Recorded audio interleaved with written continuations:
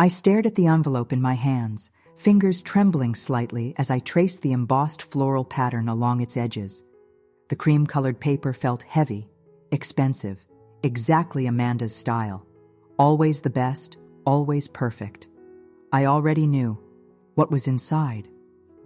Mom had called to give me a heads up the night before, her voice carrying that familiar apologetic tone she always used when delivering news from my sister. "Tasha, honey, I just want you to understand before the invitation arrives," she had said, that slight tremor in her voice betraying her discomfort. "Amanda's wedding is going to be child-free. She and Bradley want a sophisticated event, and they've decided no one under 18 will be invited." I was 17, 3 months shy of my 18th birthday when Amanda would walk down the aisle. Taking a deep breath, I slid my finger under the sealed flap and pulled out the invitation. The calligraphy was flawless, the cardstock thick and textured. I scanned the words quickly until I found what I was looking for. "We respectfully request an adult-only celebration." There it was. The formal rejection I'd been expecting my entire life, finally, in writing. I tossed the invitation onto my desk and flopped back onto my bed, staring at the ceiling. The familiar ache spread through my chest. That hollow feeling I'd carried since childhood, whenever Amanda made it clear I was unwanted.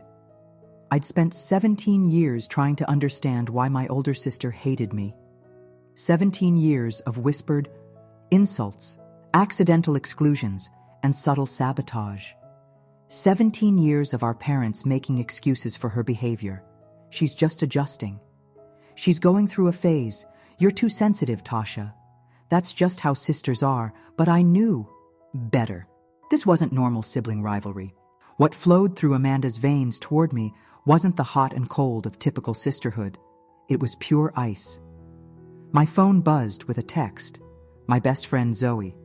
"Did you get it?" I typed back, "Yep. Adult only. I'm officially uninvited."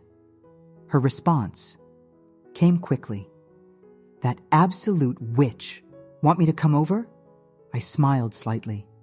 At least someone was in my corner. "Not tonight. Need to process." I set my phone down and closed my eyes, feeling the familiar weight of memories pressing down. How had we gotten here?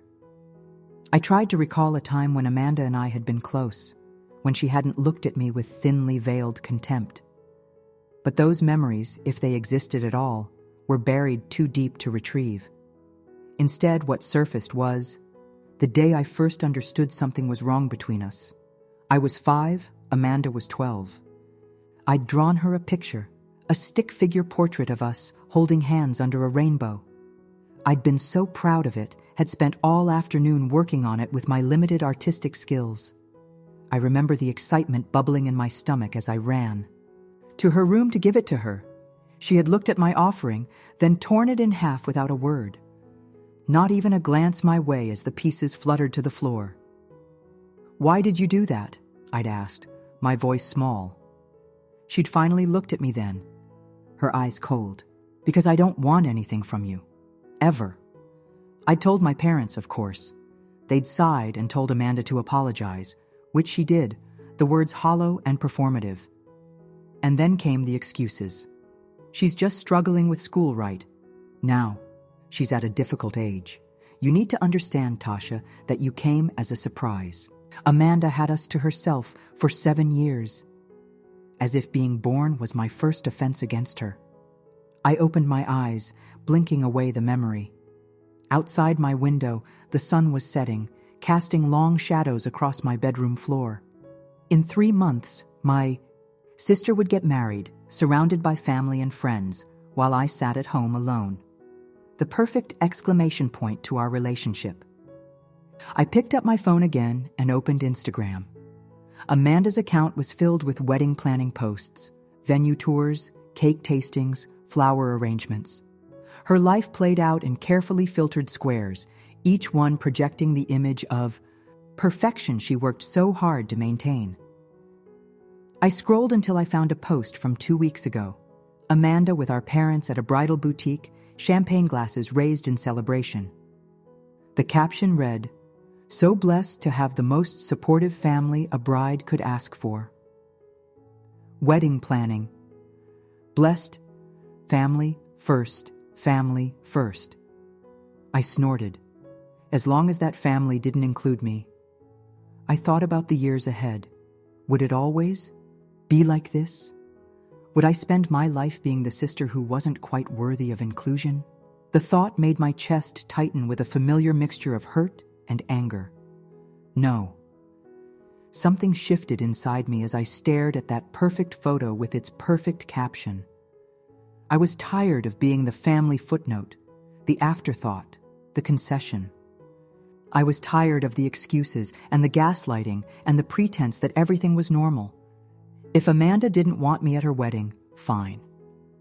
But this would be the last time she excluded me from anything. Because after this, I would be the one drawing the boundaries. I would be the one deciding when and how we interacted.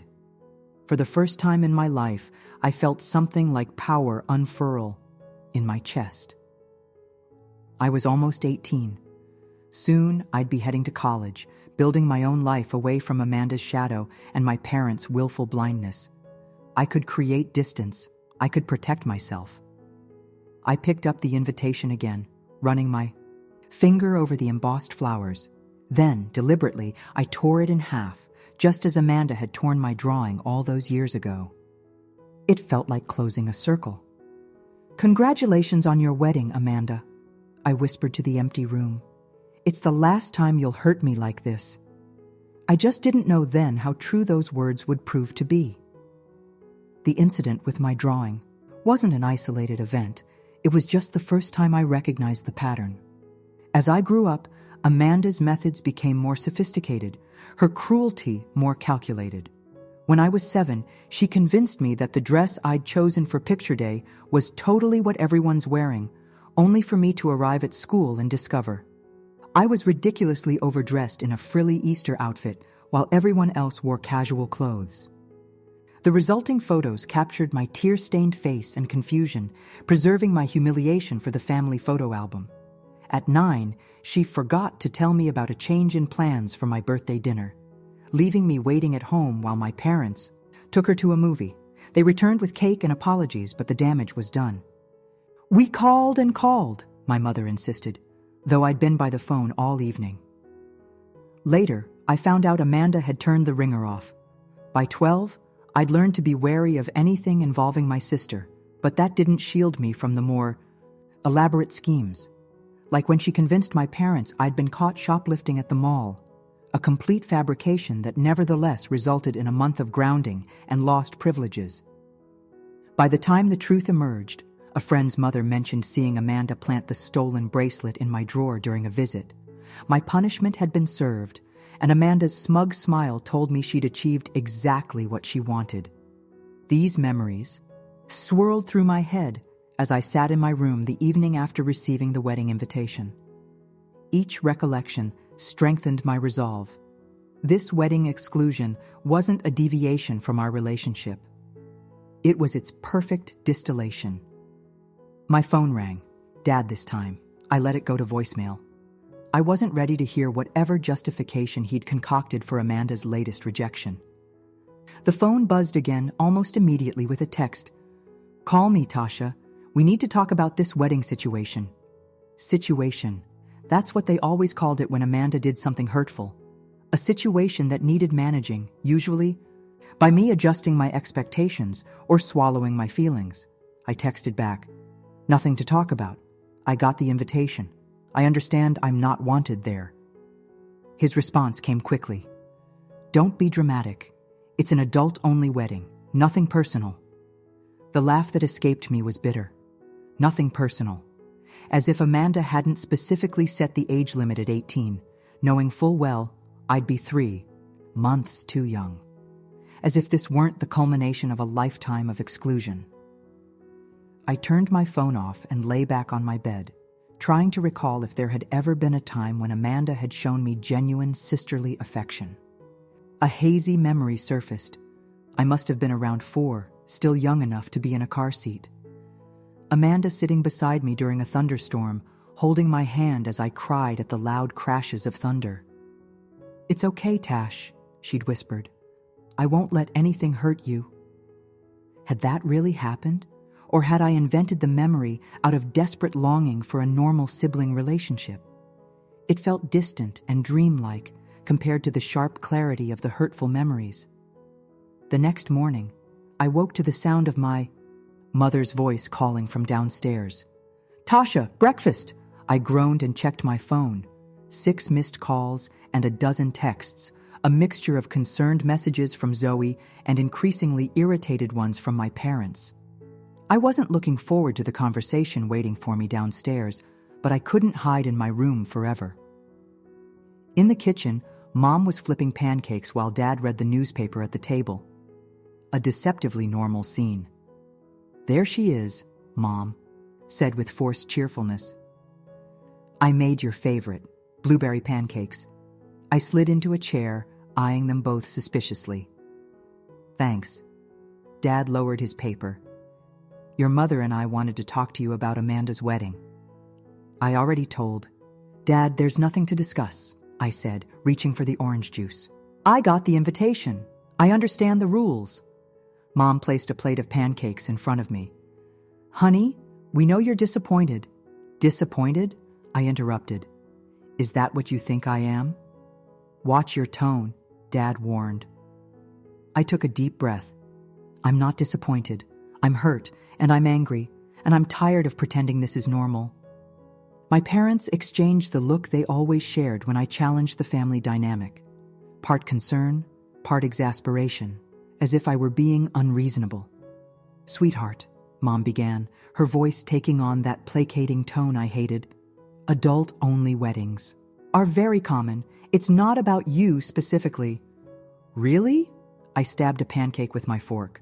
"So the cutoff being exactly 18, exactly 3 months older than I'll be, is just a coincidence?"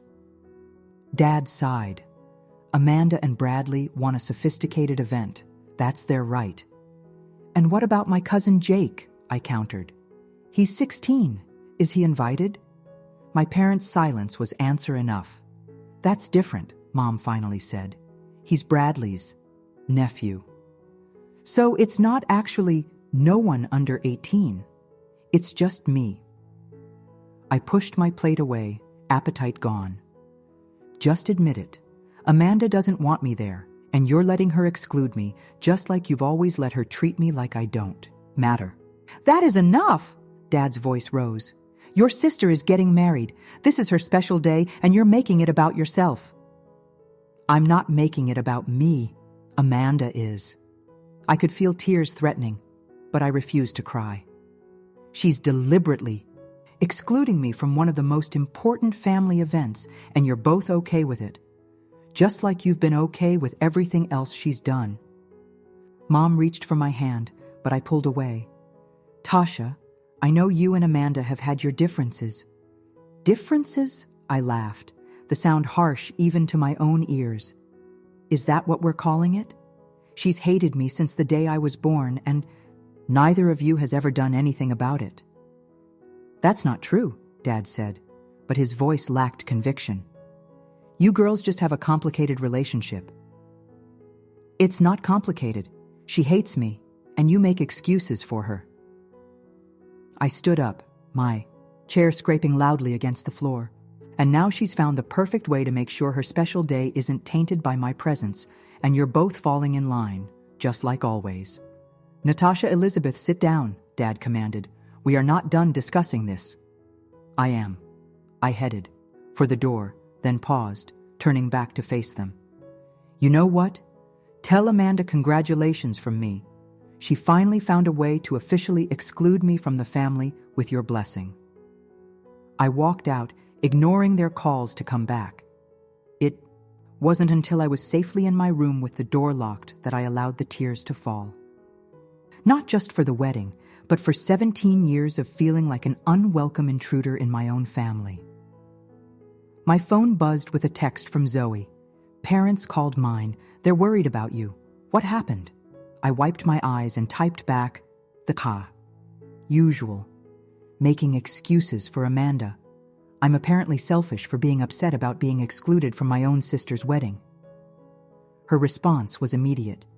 That's BS and you know it. Want to escape? I can be there in 20. I smiled through my tears. Yes, please. Bring ice cream. Looking at my tear-streaked face in the mirror, I made myself a promise.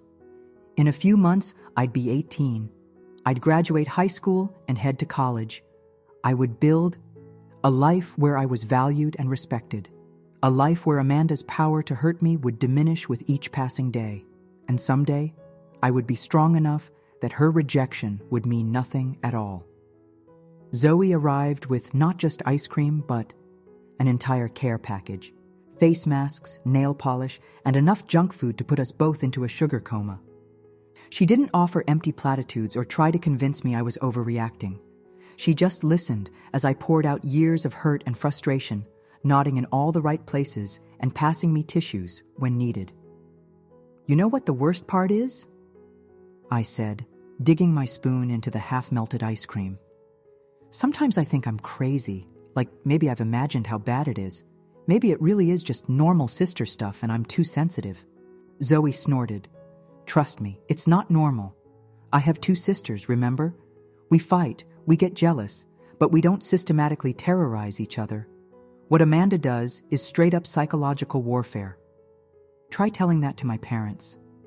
I sighed, flopping back against my pillows. They're so invested in this idea of the perfect family that they can't see how broken we actually are.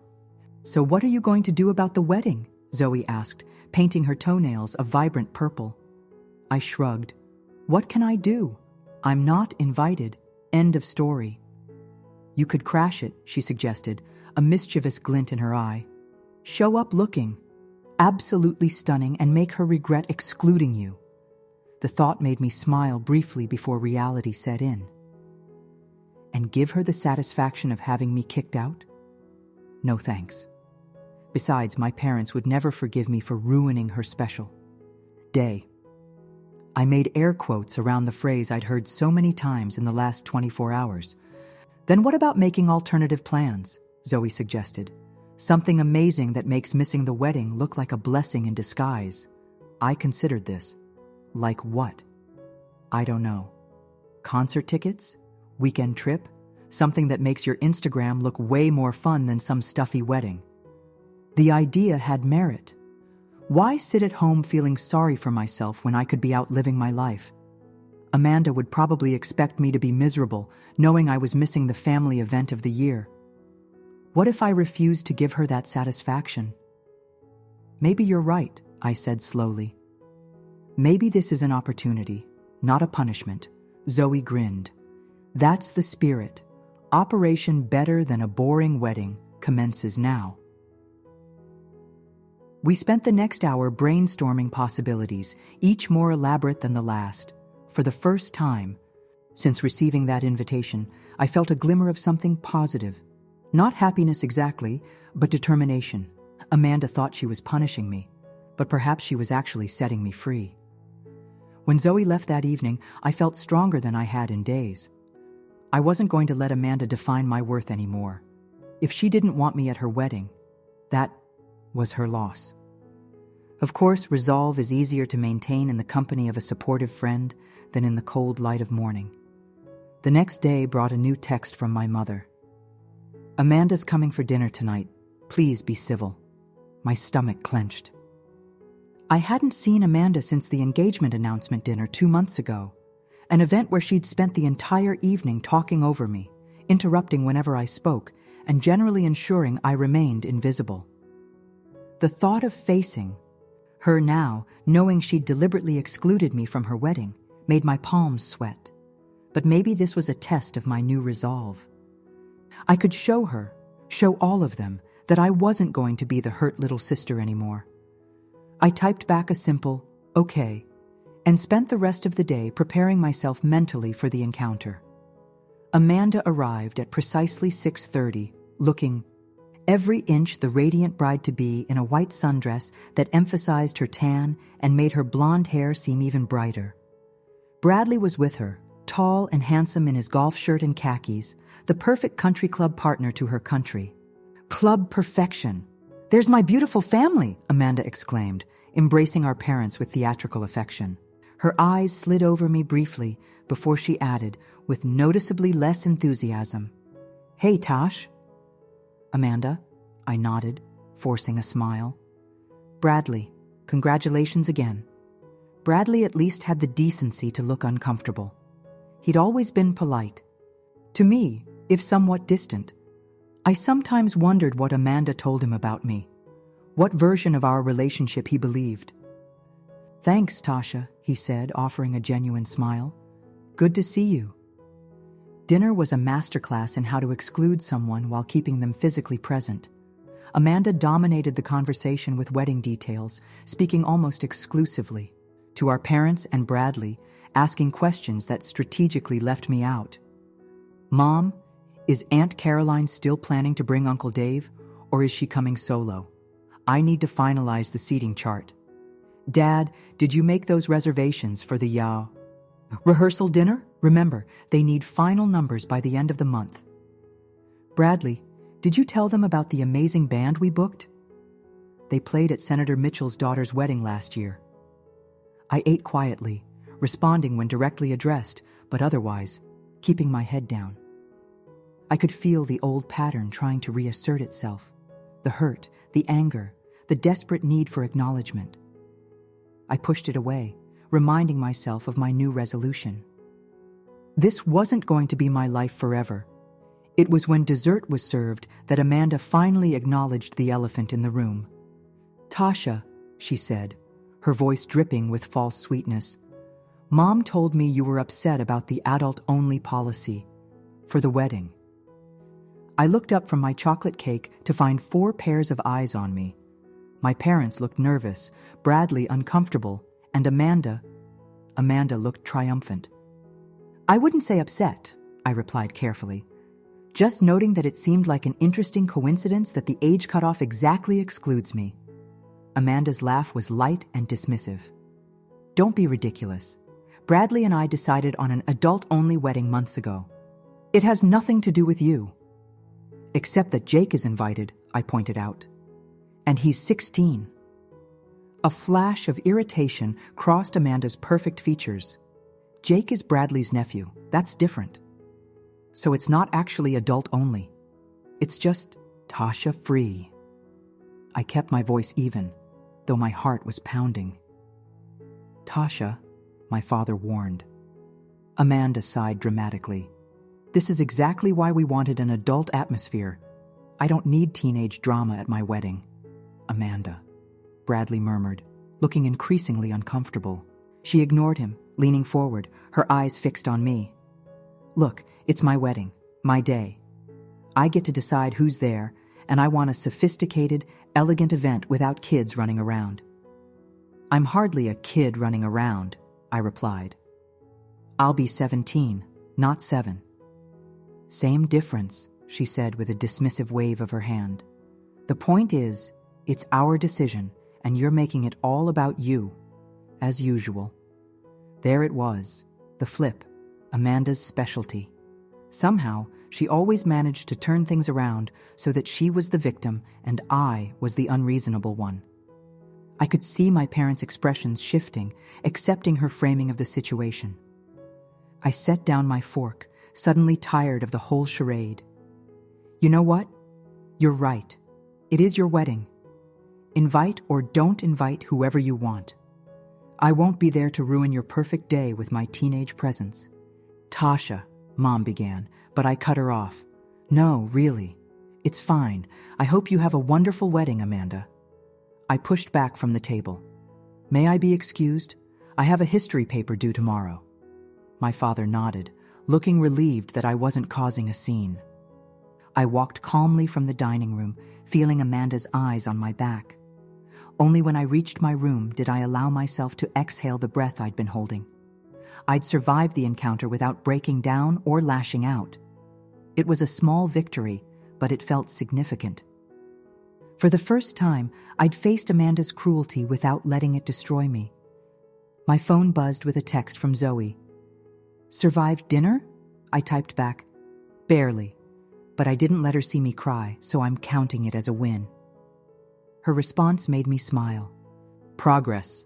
Rome wasn't built in a day, and emotional independence from toxic siblings takes time. Zoe was right. This was just the beginning of a long process, but I'd taken the first step. Downstairs, I could hear Amanda's laugh, that perfect musical sound she used for an audience.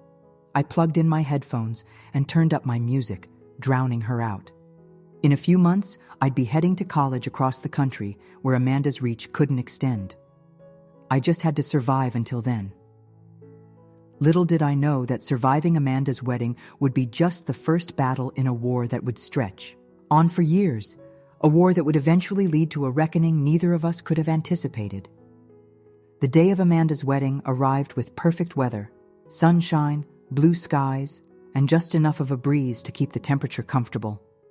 I watched from my bedroom window as my parents prepared to leave, my mother fussing with her hat, my father adjusting his tie. I'd spent the previous week listening to their excited chatter about the venue, the menu, the guest list. Each detail had been a small wound, a reminder that I was the only immediate family member who wouldn't be present for the celebration. "We'll bring you back some cake," Mom had promised that morning, as if a slice of wedding cake could compensate for being excluded from a major family milestone. "Thanks," I'd replied, not bothering to hide my lack of enthusiasm. "Have fun." Now, watching them drive away, I felt a strange mixture of emotions. Hurt, certainly. Anger, absolutely. But also, surprisingly, relief.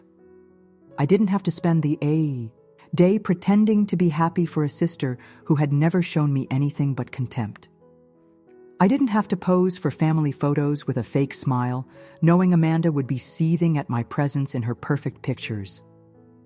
Zoe arrived an hour later, armed with face masks, nail polish, and the new horror movie we'd been dying to see. True to her word, she was helping me create an alternative to sitting home alone, feeling sorry for myself. "Your sister's loss is our gain," she announced, dropping her overnight bag on my bed.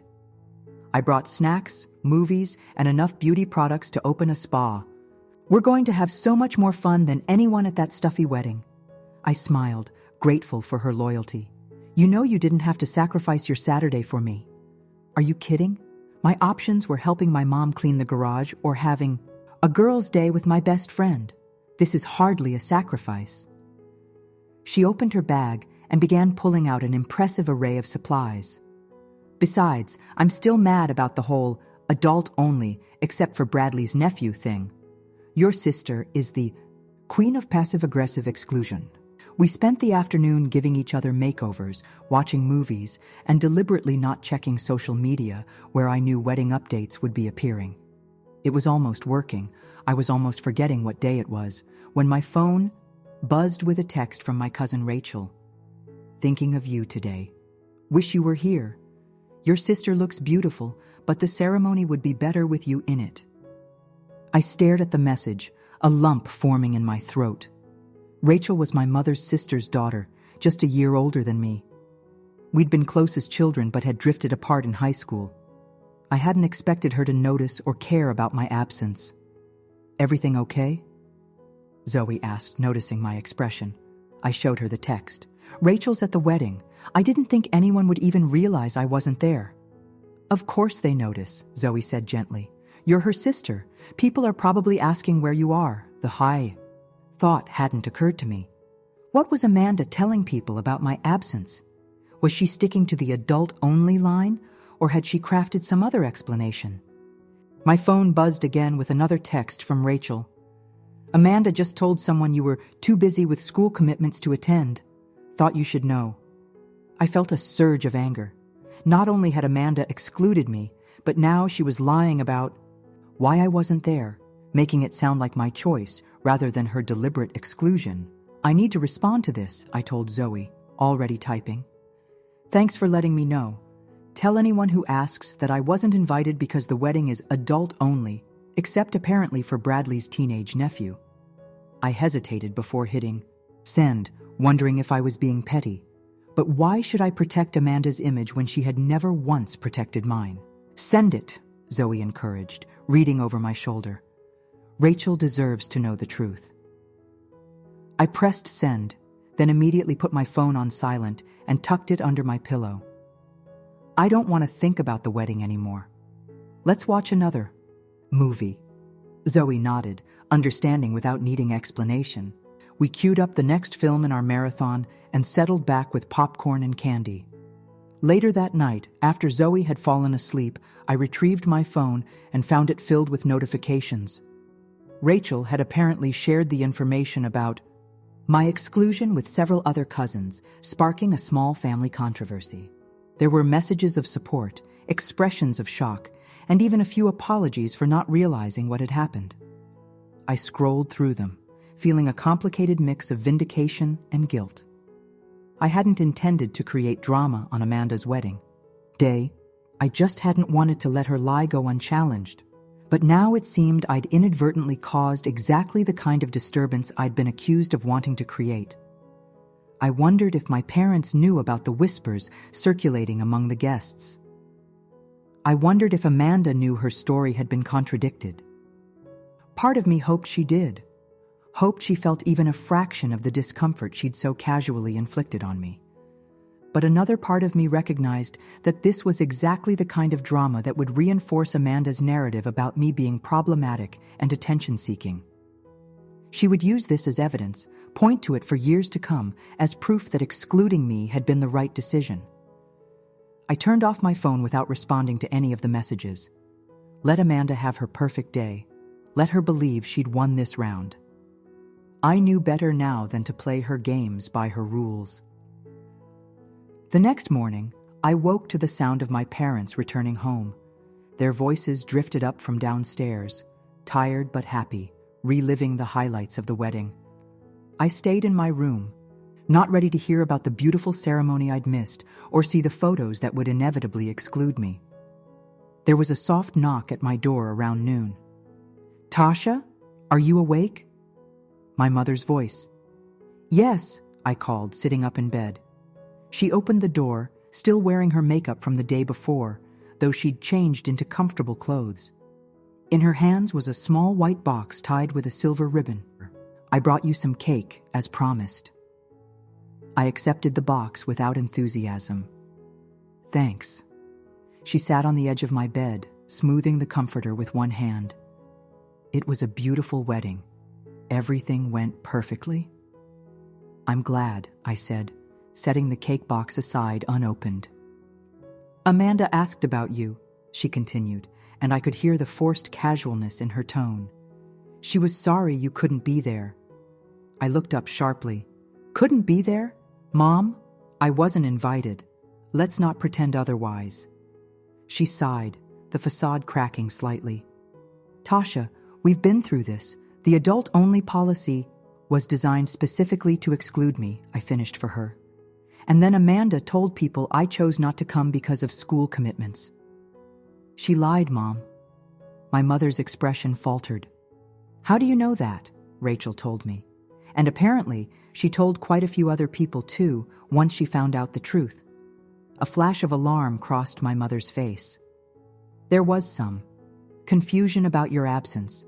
Your father and I explained the adult-only policy. And did anyone ask why Bradley's teenage nephew was there, if it was so adult-only?"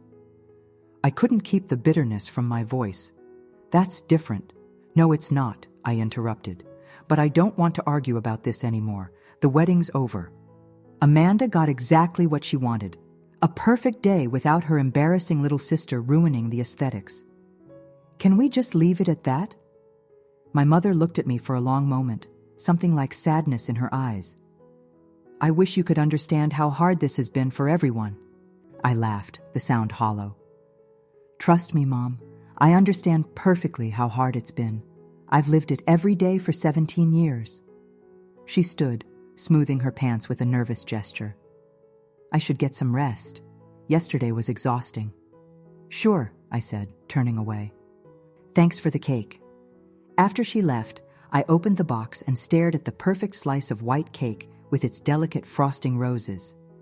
It looked like something from a magazine. Beautiful, perfect, and completely artificial. Just like Amanda's performance of being a loving sister who was sorry I couldn't be there. I dumped the cake in the trash and went to take a shower. In just a few months, I'd be heading to college in California, as far from Amanda and her toxic influence as I could get. I would build a new life there, create a new family of friends who valued me, and leave the hurt of the past behind, or so I thought. The months following Amanda's wedding brought subtle but significant changes to our family dynamic. My parents, perhaps sensing my withdrawal, made awkward attempts to bridge the growing divide. My mother suggested we take a shopping trip together before I left for college. My father offered to help me prepare for the cross-country drive to California. Small olive branches that in earlier years I might have gratefully accepted, but something fundamental had shifted within me. The wedding exclusion had crystallized years of hurt into a hard kernel of resolve. I wasn't rude to my parents. I still loved them, despite their failures to protect me, but I maintained a new emotional distance that clearly unsettled them. "You seem different," my mother observed one evening as we washed dishes together. "Is everything all right?" "I'm fine," I replied, focusing on drying a glass. "Just thinking about college a lot." "You know, your father and I are going to miss you terribly," she said, her voice carrying a hint of worry. "California is so far away." I nodded. "That's part of the appeal." She stopped, hands still in the soapy water. "Tasha, if this is still about Amanda's wedding." "It's not just about the wedding," I interrupted. "It's about everything. All the years you and Dad let her treat me like I was nothing. All the times you made excuses for her or told me I was overreacting." I set down the dish towel. "I'm not angry anymore, Mom. I'm just done." "Done?" Her voice wavered. "What does that mean?" "It means I'm moving on," I said simply. "I'm going to build a life where I'm valued and respected, where I don't have to constantly fight to be seen." "We see you, Tasha," she insisted. "We love you." "I know you do," I acknowledged. "But you've never loved me enough to stand up to Amanda, and I can't keep waiting for that to change." Tears filled her eyes, but I found I couldn't comfort her. Not anymore. This pain was necessary for both of us. "I'll always be your daughter," I added more gently, "but I need some distance to figure out who I am outside of this family dynamic." She nodded, wiping her eyes with the back of her wrist. "I understand," she said, though I wasn't sure she did. "Just don't cut us out completely, please." "I won't," I promised. And I meant it. I wasn't looking to punish my parents. I just needed to protect myself. As for Amanda, she and Bradley returned from their 3-week European honeymoon to settle into their new life in a suburban neighborhood just 20 minutes from our parents' house. She made no attempt to contact me directly, though she sent occasional group texts to the family with updates about their new home or Bradley's job promotion. I responded with generic congratulations when required, but otherwise kept my distance. If Amanda noticed my withdrawal, she gave no sign. Perhaps she was relieved to be free of the obligation to pretend she cared about her little sister. Graduation came and went. I packed up my childhood bedroom, sorting through memories, deciding what to take to California and what to leave behind. It was a physical manifestation of the emotional process I'd been engaged in since the wedding, separating what I needed from what I could let go. The night before I was scheduled to leave, there was a family dinner at our parents' house.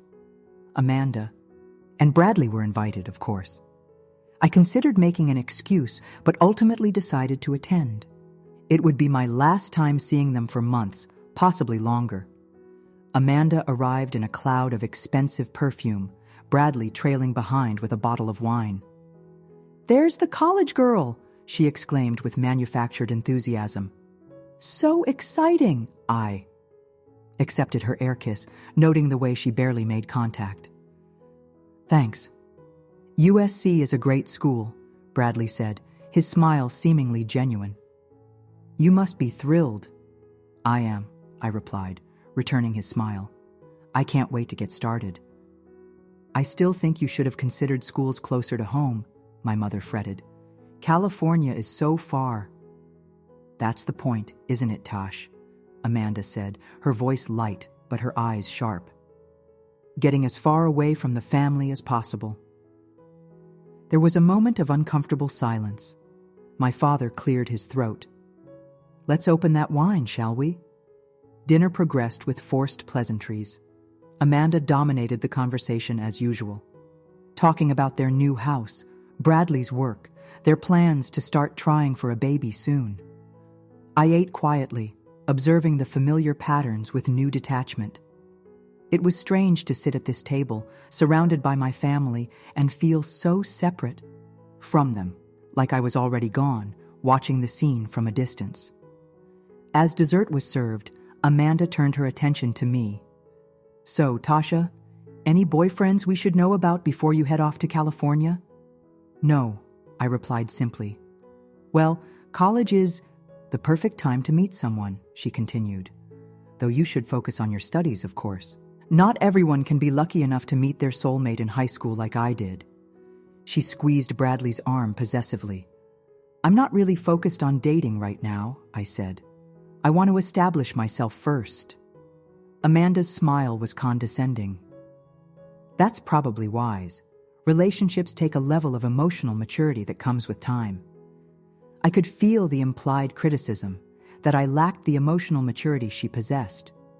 The old me would have bristled, might have snapped back with something defensive, but the new me simply nodded. You're right. Self-understanding is important before committing to a relationship. She looked momentarily thrown by my agreement, perhaps expecting the argument she'd been baiting. Well, I think Tasha shows remarkable maturity, my father interjected, surprising me. Moving across the country for college takes courage and independence. Amanda's smile tightened almost imperceptibly. Of course, I just hope she doesn't get too homesick. I'm sure I will sometimes, I acknowledged. But that's part of growing up, isn't it? Learning to stand on your own. Our eyes met across the table, and for a moment I thought I saw something flicker in Amanda's. Uncertainty, perhaps, or even a hint of respect. But it was gone so quickly, I might have imagined it. After dinner, as everyone was saying goodbyes, Amanda approached me by the front door. Good luck at USC, she said, her voice lowered. I hope you find whatever it is you're looking for out there. I studied her face, trying to detect the usual mockery or condescension. But for once, she seemed genuine, or at least not actively hostile. Thank you, I replied. I hope you and Bradley are happy in your new home. She nodded, a slight frown creasing her forehead. You've changed, she observed. Yes, I agreed. I have. She seemed about to say something more, but Bradley called her name from the driveway, and the moment passed. With a final nod, she turned and walked away. I watched her go, feeling an unexpected sense of closure. This chapter of my life, the chapter defined by Amanda's cruelty and my desperate need for her approval, was ending. What came next would be entirely up to me. The next morning, I packed the last of my belongings into my car and hugged my tearful parents goodbye. As I drove away from the only home I'd ever known, heading toward a future 3,000 miles away, I felt something I hadn't expected. Freedom. Amanda had excluded me from her wedding, thinking it was a punishment, but in reality, she had given me the final push I needed to break free from the toxic dynamic that had shaped my childhood. It was the last time she would have the power to hurt me that deeply, or at least, that's what I believed as I crossed the state line, California bound, and determined never to look back. I couldn't have known then how wrong I was, or how completely. The tables would turn when our paths crossed again years later. The transition to college life was both harder and easier than I'd anticipated. Harder because, despite my determination to escape my family dynamic, I found myself plagued by insecurities that had been ingrained over 17 years. Did my roommate secretly dislike me? Was I annoying my study group? Did that girl from English class really want to hang out, or was she just being polite? Years of questioning my place, of being made to feel unwelcome in my own family, had left deeper scars than I'd realized. But it was also easier because, for the first time, I was existing in a space where no one knew me as Amanda's little sister. No one had preconceived notions about who I was or should be. I could define myself on my own terms. I called home. Weekly, brief conversations with my parents that were polite but superficial. They asked about classes and campus life. I gave them carefully edited highlights. Neither of us mentioned Amanda until Thanksgiving break, when the question arose of whether I'd be coming home for the holiday. "We'd love to see you," my mother said, her voice hopeful through the phone. "Amanda and Bradley are hosting dinner this year at their new house. It would be the whole family together." I hesitated, memories of past family gatherings, with Amanda orchestrating my humiliation in 100 subtle ways, flashing through my mind. "I don't think I can make it," I said finally. "Flights are really expensive, and I have a paper due right after break." "We could help with the ticket," she offered immediately, "and you could work on your paper here." "Mom," I said gently, "I'm not ready to see Amanda yet." There was silence on the other end of the line. Then, "She's your sister, Tasha. Family is family." "I know she's my sister," I replied. "That's exactly why I need more time. Our relationship is complicated." "She's making an effort," my mother insisted. "She specifically asked if you'd be coming home." I almost laughed at that. "Did she? And did she seem disappointed or relieved when you said probably not?" "That's not fair," my mother protested, but her voice lacked conviction. "Isn't it?" "Mom, I'm trying to build something positive here. Coming home for Thanksgiving, pretending everything is normal with Amanda. It would undo a lot of the progress I've made." "What progress?" she asked, a hint of frustration in her tone. "Progress toward what?" "Toward not letting her treatment of me define how I see myself," I said simply. There was another long pause. "I didn't realize it was that bad," she finally said, her voice small. "I know you didn't," I replied. "That's part of the problem." In the end, I stayed in California for Thanksgiving, joining a Friendsgiving organized by my dorm. It was noisy and chaotic, with mismatched dishes and overcooked turkey, nothing like the perfectly orchestrated holidays of my childhood. But sitting among these new friends who knew me only as Tasha, not as an afterthought or an inconvenience, I felt a genuine sense of belonging that had eluded me at family gatherings. I posted photos on social media, laughing faces around a crowded table, plates piled high with food, partly hoping Amanda would see them and know I was doing just fine without her. The winter break was harder to avoid. A month-long closure of the dorms meant I had to return home, though I arranged to arrive just 3 days before Christmas and leave immediately after New Year's. My parents met me at the airport, their hugs a little too tight, their smiles a little too bright, relief and anxiety mingled together. "You look wonderful," my mother kept saying. "California clearly agrees with you." I had changed, though not because of the California sun. I'd found a confidence at college that had always eluded me at home. My roommate thought I was funny. My study group valued my contributions. The girl from English class had indeed wanted to hang out and was now one of my closest friends. Each positive interaction had helped repair the damage of years spent being Amanda's unwanted sister. Amanda and Bradley were waiting at the house when we arrived. She embraced me with her usual performance of sisterly affection, all for our parents' benefit, of course. "College girl," she exclaimed. "Look at you, all grown up and sophisticated." I returned her hug briefly. "Hi, Amanda, Bradley. Nice to see you both." Bradley gave me a genuine smile. "Welcome home, Tasha. How's USC?" "It's great," I replied, grateful for his normal, non-loaded question. "I'm really enjoying my classes." "We've missed you," Amanda said, though her eyes didn't match her words. "Thanksgiving wasn't the same without you."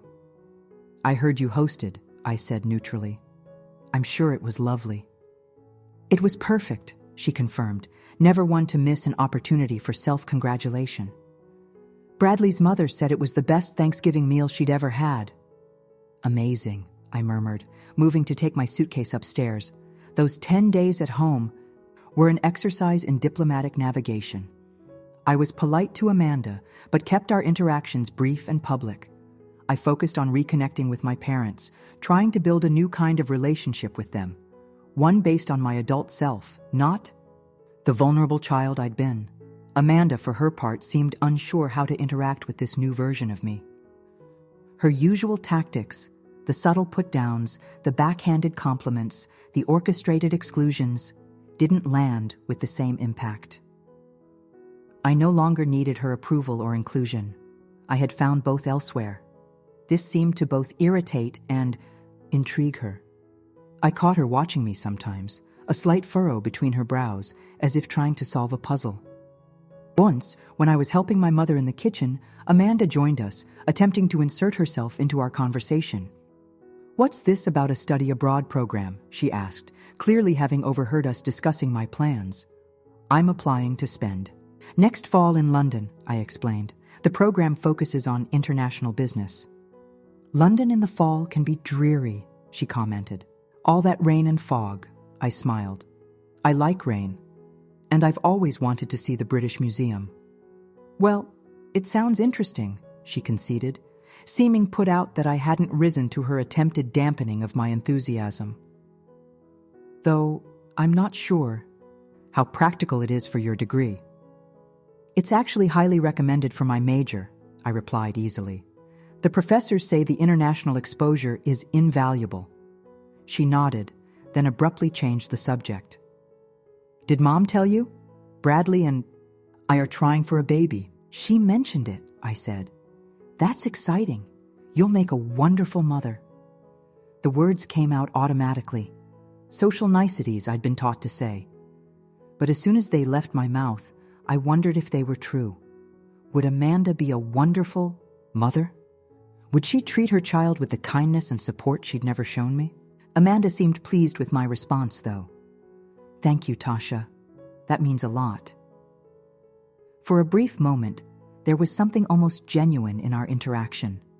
A glimpse of what our relationship might have been in another life, one where she hadn't resented my existence from the start. The moment passed quickly, but it left me unsettled.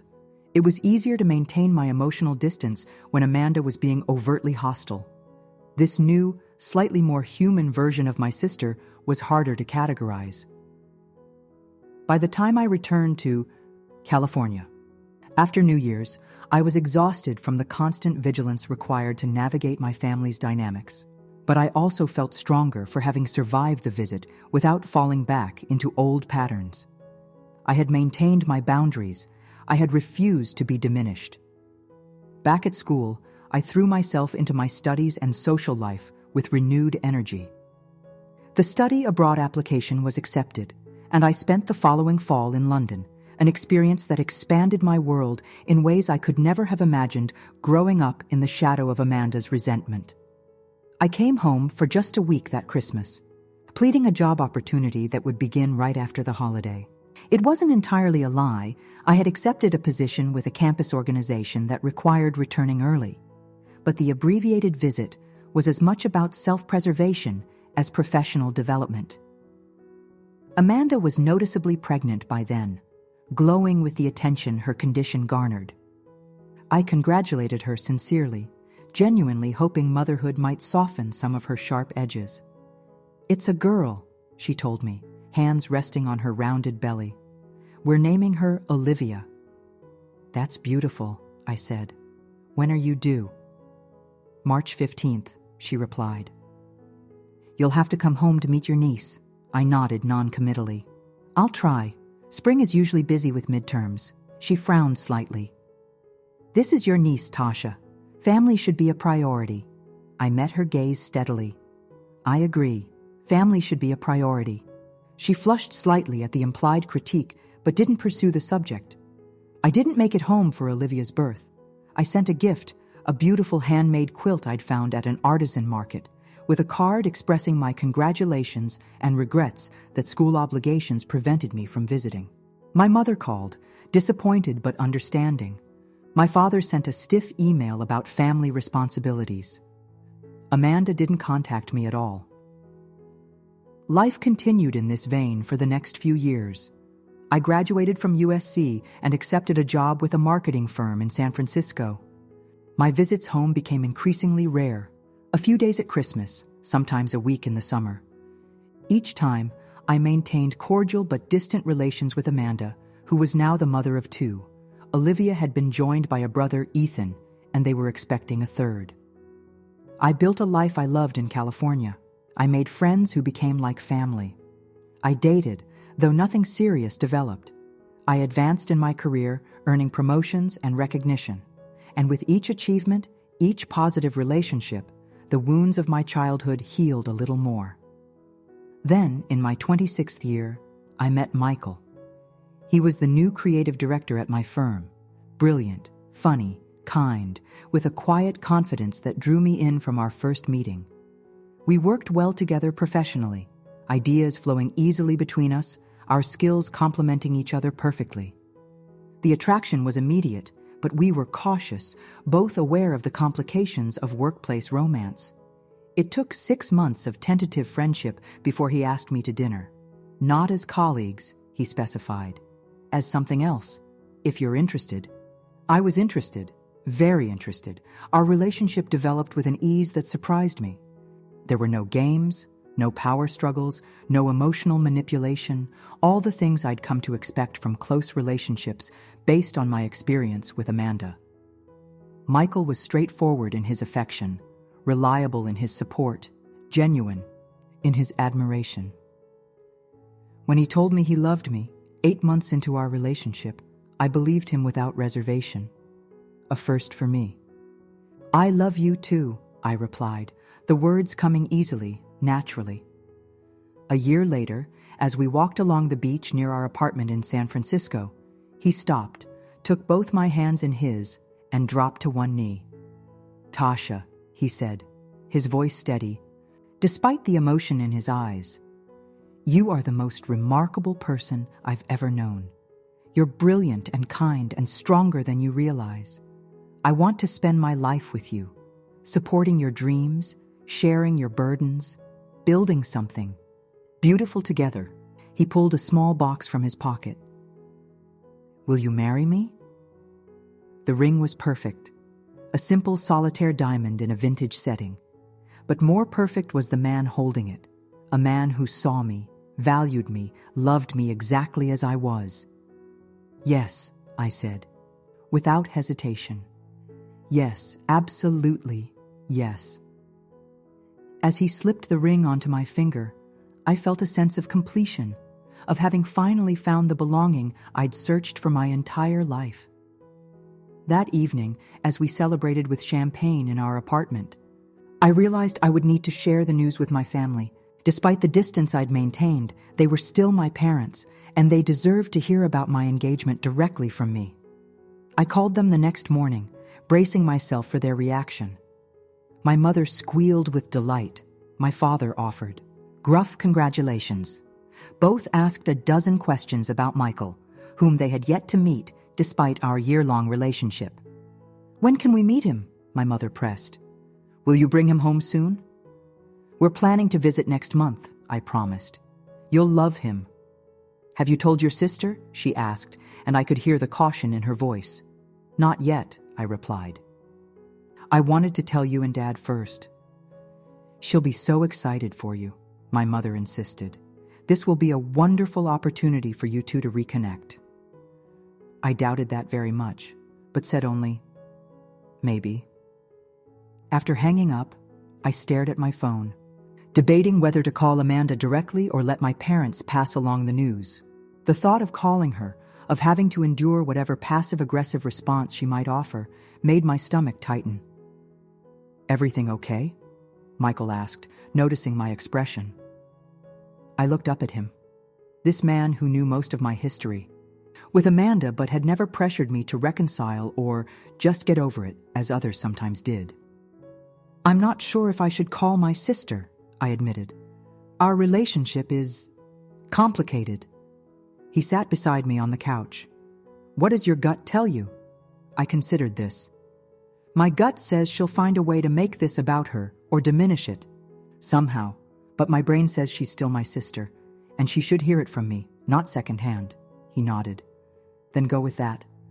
Call her, share your news, and if she reacts badly, at least you'll know you did the right thing. I squeezed his hand, grateful for his support, and dialed Amanda's number before I could lose my nerve. She answered on the third ring. Tasha, this is a surprise. Hi, Amanda, I said, keeping my voice neutral. I have some news I wanted to share with you directly. I'm engaged. There was a pause. Engaged? To whom? His name is Michael Chen. We've been together for a little over a year. He's the creative director at my firm. A year? She sounded mildly affronted. And we're just hearing about him now? I closed my eyes briefly, holding on to my patience. We kept things private until we were sure, but we're very happy. Well, she said, her tone shifting to something brighter, more performative. Congratulations. That's unexpected, but lovely. Thank you, I replied. We're planning to visit next month so everyone can meet him. How nice, she said. We'll have to host a dinner for you both. As the experienced married couple, Bradley and I can give you some advice. I bit back a sarcastic response. That's thoughtful. We'll be in touch about dates. After a few more minutes of stilted conversation, I ended the call, feeling the familiar tension headache that interactions with Amanda often triggered. That bad, huh? Michael asked, watching me massage my temples. About what I expected, I sighed. She managed to be simultaneously condescending and territorial in under 5 minutes. He pulled me into a hug. I'm sorry. Don't be, I said, relaxing against him. I'm marrying you. That makes everything else bearable. When we visited my family, the following month, Michael charmed my parents immediately. He was polite, engaging, clearly successful in his career, and visibly in love with me, all points in his favor. Amanda was more reserved in her assessment, watching him with narrow-eyed calculation throughout the dinner she insisted on hosting. So, Michael, she said as we sat around her dining table, Tasha tells us you're her boss. I'm the creative director, he corrected gently. We collaborate as colleagues, though I do have seniority in the company structure. Isn't that rather complicated? She pressed. Dating a subordinate? Amanda, my mother murmured in warning. Michael smiled easily. It's actually quite common in creative fields where people work closely together, but we've been very professional about it, and both our teams know we keep work and personal life separate. Still, Amanda persisted, it seems risky, especially if things don't work out. We're getting married, Amanda, I reminded her, unable to keep the edge from my voice. Things are working out just fine. She smiled, that perfectly practiced, expression that never reached her eyes. Of course. I'm just looking out for my little sister. I saw Michael's eyebrows lift slightly at her tone, but he maintained his composure. I appreciate your concern for Tasha. She's fortunate to have family who care about her well-being. The diplomatic response seemed to throw Amanda momentarily. She nodded, turning her attention to her husband. Bradley, why don't you tell Michael about your new position at the firm? As Bradley launched into a description of his recent promotion, Michael squeezed my hand under the table, a small gesture of solidarity that meant the world to me. Later that night, as we prepared for bed in my childhood room, my parents having long since accepted that we shared a home in San Francisco and would therefore share a room under their roof, Michael said quietly, "Your sister is intense." I laughed softly. That's a very diplomatic way of putting it. I see why your relationship is complicated, he continued, his expression thoughtful. There's something calculated about the way she interacts with you. Welcome to the last 27 years of my life, I sighed. Amanda has always seen me as competition or an intrusion. Nothing I do is ever quite good enough, and any achievement of mine has to be diminished somehow. He shook his head. It's her loss. You're incredible. And if she can't see that, it's her problem, not yours. I leaned into him, grateful beyond words for his understanding. Thank you for being here with me. It makes facing all this so much easier. Always, he promised, kissing the top of my head. You're not alone in this anymore. And for the first time in my life, I truly believed. That was true. Whatever came next, wedding planning, family dynamics, Amanda's inevitable attempts to assert control or diminish my joy, I had a partner who stood firmly by my side. What I couldn't have anticipated was how Amanda's behavior during my engagement would ultimately lead to a confrontation that had been brewing for decades. One that would force us all to face the truth about our family once and for all. Wedding planning began in earnest after our return to San Francisco. Michael and I agreed on a relatively small ceremony, outdoors if possible, with close friends and family. We set a date for the following spring, May 15th, almost exactly 10 years after Amanda had excluded me from her wedding. The symmetry wasn't lost on me, though I didn't dwell on it. This was about Michael and me, our future together. Amanda's wedding was a chapter in my past that I had largely moved beyond, or so I thought, until the guest list discussions began. Should we invite your sister's children? Michael asked one evening as we sat at our dining table, spreadsheets and lists spread before us. I hesitated. I don't know. I've only met them a handful of times. Olivia is 8 now, Ethan is 6, and the youngest, Madeline, is 3. I barely know them. That's not their fault, though, he pointed out gently. They're your nieces and nephew. I know, I sighed, but Amanda uses them as props. If we invite them, she'll manipulate the situation somehow. She always does. Michael considered this. What if we make the wedding adults only? That would solve the problem without singling anyone out. I froze, the parallel to Amanda's wedding exclusion tactic immediately apparent. No, I said firmly. I won't do what she did to me. What did she do? He asked, his brow furrowing. I realized I had never told him the full story of Amanda's wedding. He knew our relationship was strained, but I had shared only general examples of her behavior over the years, not the specific wound of being excluded from her wedding at 17. Amanda made her wedding adult only, specifically to exclude me, I explained. I was 17 at the time, 3 months shy of 18. The cutoff was conveniently set at exactly 18 years old, but Bradley's teenage nephew was still invited because he was family.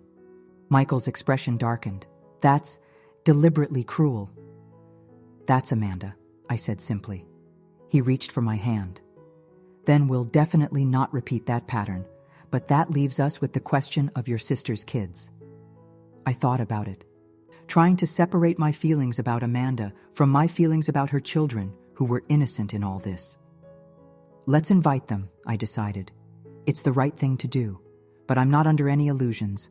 Amanda will find a way to make it difficult.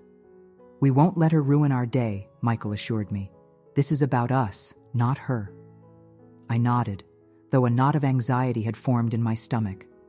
Involving Amanda in any significant event in my life had never ended well. But I was determined that this time would be different. I had Michael now, and together we were stronger than Amanda's toxic influence. As predicted, the complications began almost immediately after we sent save-the-date cards to my family. My mother called first. Tasha, honey, Amanda has some concerns about the children attending the wedding. I sighed, pressing my fingers to my forehead. What concerns, specifically? Well, she's worried about the travel, for one thing. San Francisco is quite a distance, and 3 young children on a plane can be challenging. I understand that, I said carefully. If she prefers not to bring them, that's entirely her choice. The invitation is open if she wants it. The thing is, my mother continued, her voice taking on that placating tone I knew so well, Amanda thinks it might be better if you just made the wedding adult only. Then there wouldn't be any issue. I laughed, the sound sharp and disbelieving. Of course she does. That would be very convenient for her narrative, wouldn't it? Tasha, no, Mom. Michael and I have decided our wedding will include family members of all ages. If Amanda chooses not to bring her children, that's fine. But I'm not going to exclude them just to make things easier for her. She's trying. To be practical, my mother insisted. 3 children at a formal event? It's not a state dinner, Mom. It's a wedding celebration. There will be other children there. Our friends' kids, Michael's nieces. We're planning activities for them. My mother sighed. I'll talk to her again, but please try to understand her position. I understand her position perfectly, I replied. I've understood it my entire life. The next call came from Amanda herself, a week later. Tasha, we need to discuss this wedding invitation situation, she said without preamble. Hello to you too, Amanda, I replied. What situation would that be? The children, she said, as if it were obvious. I appreciate the gesture of including them, but it's really not practical. That's fine, I said evenly. As I told Mom, you're welcome to come without them if that works better for your family. The thing is, she continued, ignoring my response, it puts me in an awkward position. If I don't bring them, I look like the bad mother who left her children behind for a family event. No one will think that, I assured her. Plenty of parents choose not to travel with young children for perfectly valid reasons. But other children will be there, she pressed. It will be obvious. Amanda, I said, my patience thinning, what exactly are you asking for here? I think it would be better if you just made it an adult-only wedding, she stated. Cleaner. No complications. There it was, exactly what I'd expected. No, I said firmly. Our wedding will not be adult-only. Your children are welcome. If you choose not to bring them, that's your decision. This is ridiculous, she snapped, her cultivated tone slipping. You're being difficult on purpose. No, Amanda. I'm planning my wedding according to what Michael and I want. This isn't about you. It never is it? She retorted. Always about Tasha and what Tasha wants. The irony of this statement was so profound, I almost laughed. I have to go. Let me know what you decide about the children. I hung up before she could respond, my hands shaking slightly. Even after all these years, Amanda had the ability to unsettle me with her calculated manipulations. But something was different now. The anxiety I felt wasn't about her approval or acceptance. It was simpler than that, the natural stress of dealing with a difficult person during an important life event. I no longer feared her rejection or craved her validation. I just wanted to get through my wedding day with minimal drama. Michael found me staring out the window after the call, my arms wrapped around myself. Amanda, he guessed, coming to stand beside me. I nodded. She wants us to make the wedding adult only so she has an excuse not to bring the kids without looking bad. Sighed. What did you tell her? That we're not changing our plans to accommodate her preferences. I leaned into him as he put an arm around my shoulders. She didn't take it well. I'm sorry, he said, kissing the top of my head. Family should be a source of support, not stress. My family has never quite figured that out, I replied wryly. But it's okay, we have each other, and friends who are like family, he nodded. That we do. As the wedding approached, Amanda's campaign continued. She enlisted my parents, who called with increasingly concerned questions about our plans. Honey, are you sure you want the stress of having children at the ceremony? My mother asked. They can be unpredictable. We've planned for that, I assured her. The ceremony is only 30 minutes, and we'll have activity packs for the kids, plus a separate children's table at the reception with child-friendly food and entertainment. It just seems like an unnecessary complication, she persisted. Mom, I said firmly, Michael and I want children at our wedding. End of discussion. My father took a different approach. Amanda's concerned about the expense of bringing all 3 kids, he explained during his call. Flights, hotel rooms, it adds up quickly. I understand that, I replied. Which is why we've offered to help with their accommodations. We've reserved a suite at the hotel with adjoining rooms specifically for their family." "That's generous," he acknowledged. "But Amanda feels it would be simpler. If we just excluded children altogether," I finished for him. "Yes, I'm familiar with that argument. The answer is still no." As May approached, the situation remained unresolved. Amanda had neither accepted nor declined the invitation for her children, maintaining an ambiguous position that kept everyone on edge. "She's waiting until the last minute," I told Michael as we finalized the seating arrangements. "Creating maximum drama and uncertainty, it's her specialty." "Then we'll plan for both possibilities," he said practically. "If the kids come, they have seats at the children's table. If not, we adjust. Either way, we don't let it disrupt our day." I smiled at him gratefully. How did I get so lucky to find someone so rational and supportive? "Just fortunate timing," he replied with a grin. "And my irresistible charm, of course." 1 week before the wedding, Amanda finally made her decision known, via my mother naturally. "Amanda's decided it's best to leave the children with Bradley's parents," my mother informed me.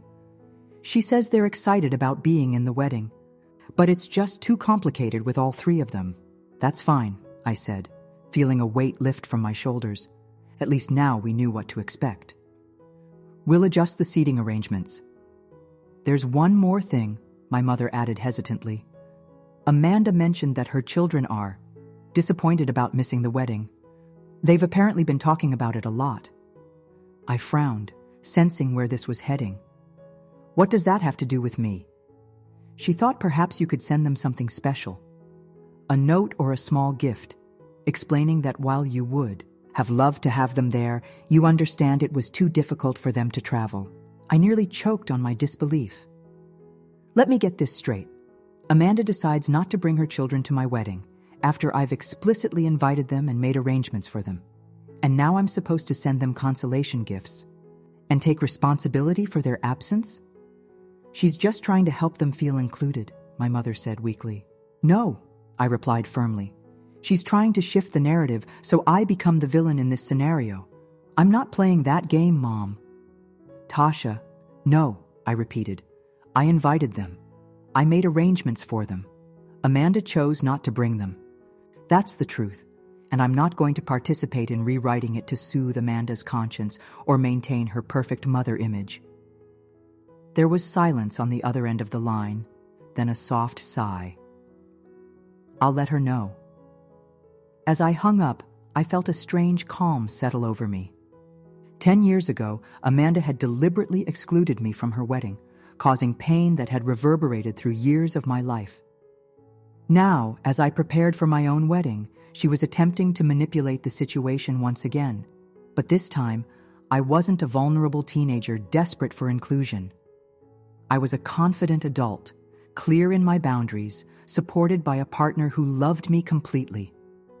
Amanda could bring her schemes and manipulations, but they no longer had the power to wound me deeply. I had outgrown the need for her approval or acceptance, or so I believed, until the day before our wedding, when a final complication arose. One that would force me to confront not just Amanda, but the entire pattern of our relationship over the past 27 years. The rehearsal dinner was scheduled for Friday evening at a beautiful restaurant overlooking the bay. Most of our out-of-town guests had arrived, including my parents, who were staying at the same hotel as the rest of the family. Amanda and Bradley were due to arrive that afternoon, in time to freshen up before the dinner. I was at the venue with Michael, finalizing details with the coordinator, when my phone rang. My mother's number flashed on the screen. "Hi, Mom," I answered, stepping away from the discussion about floral arrangements. "Are you at the hotel?" "Yes. We've just checked in," she replied, her voice carrying a note of tension I recognized all too well. "Tasha, there's been a development." My stomach tightened. "What kind of development?" Amanda called from the airport. "She's bringing the children after all." I closed my eyes briefly, trying to process this information. "All 3 of them? After confirming they wouldn't be coming?" "Yes," my mother confirmed. "She said there was a change of plans with Bradley's parents. They couldn't take the children after all. She didn't have any choice but to bring them. "Mom, the wedding is tomorrow," I said, struggling to keep my voice level.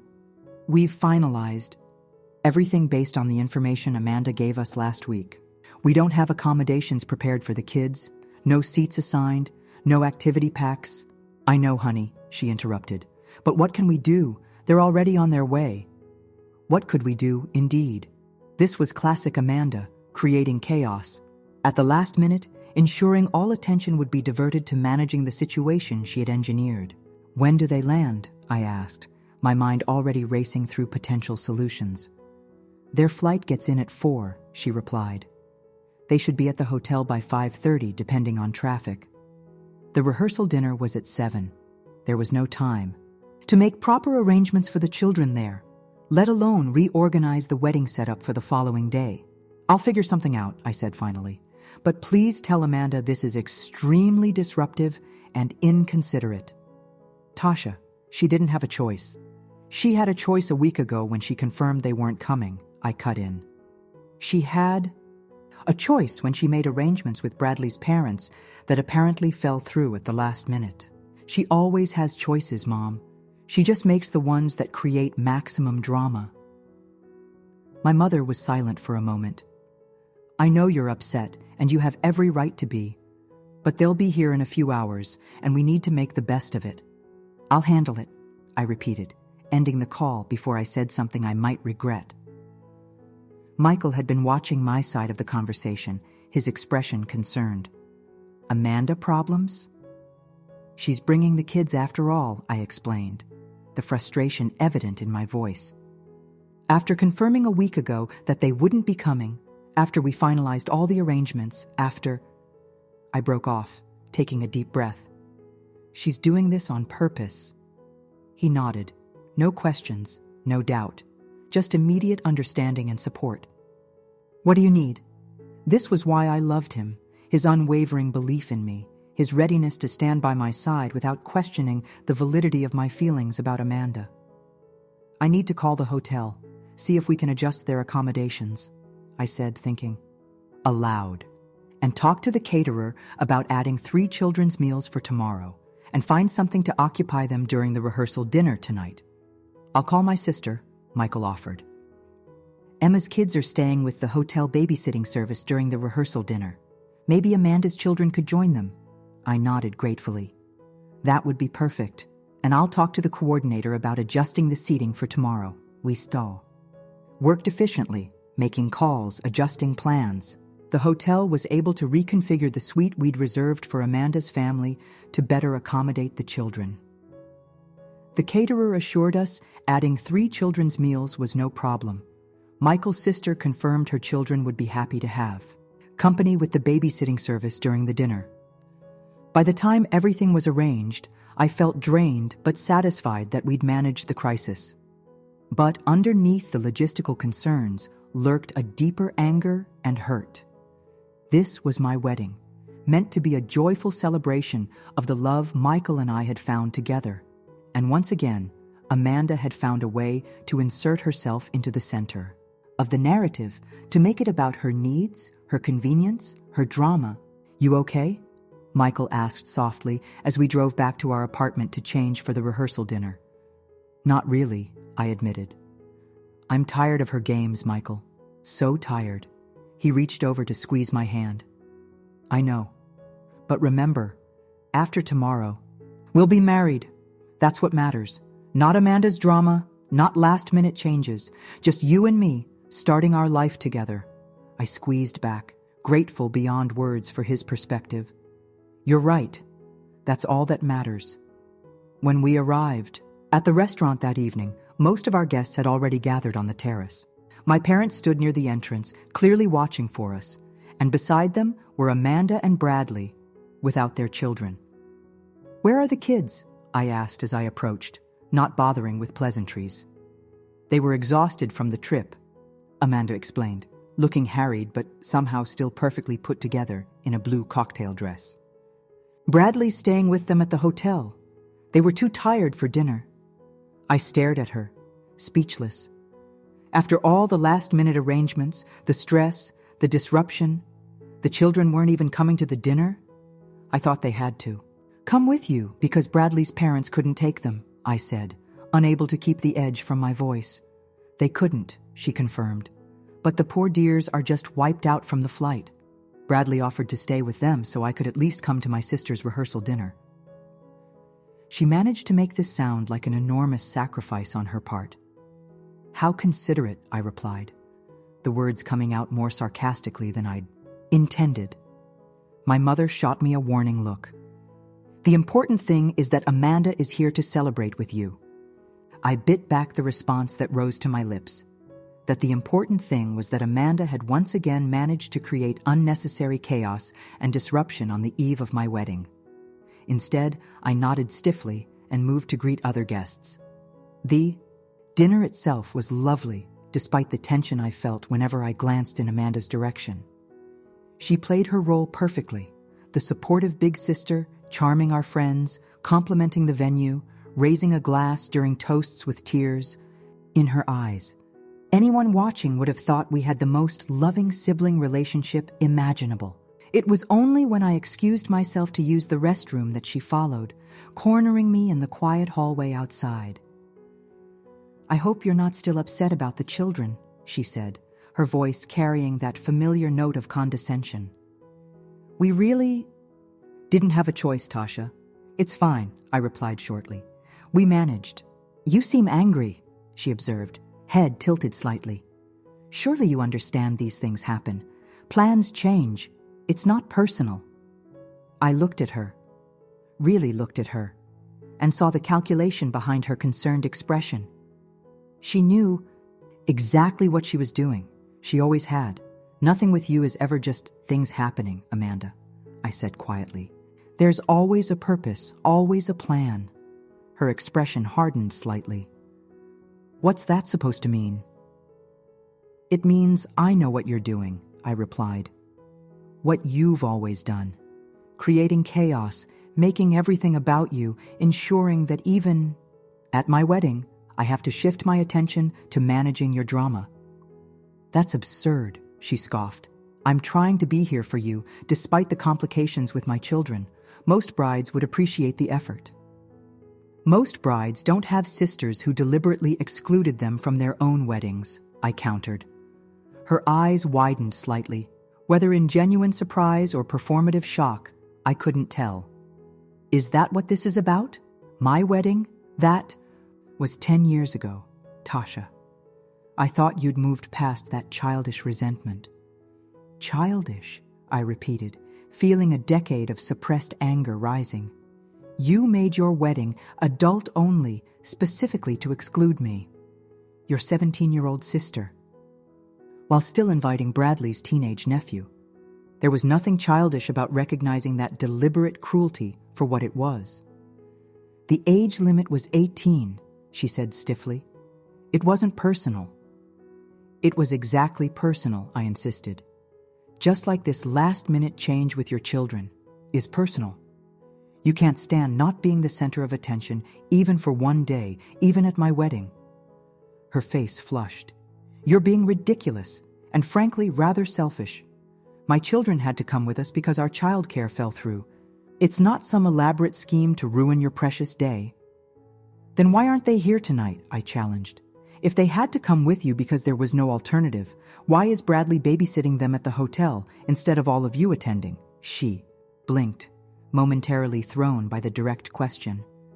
I told you they were tired. No, I interrupted. The truth, Amanda. For once in our relationship, just tell me the truth. Why did you tell us a week ago they weren't coming, then suddenly change your plans at the last minute?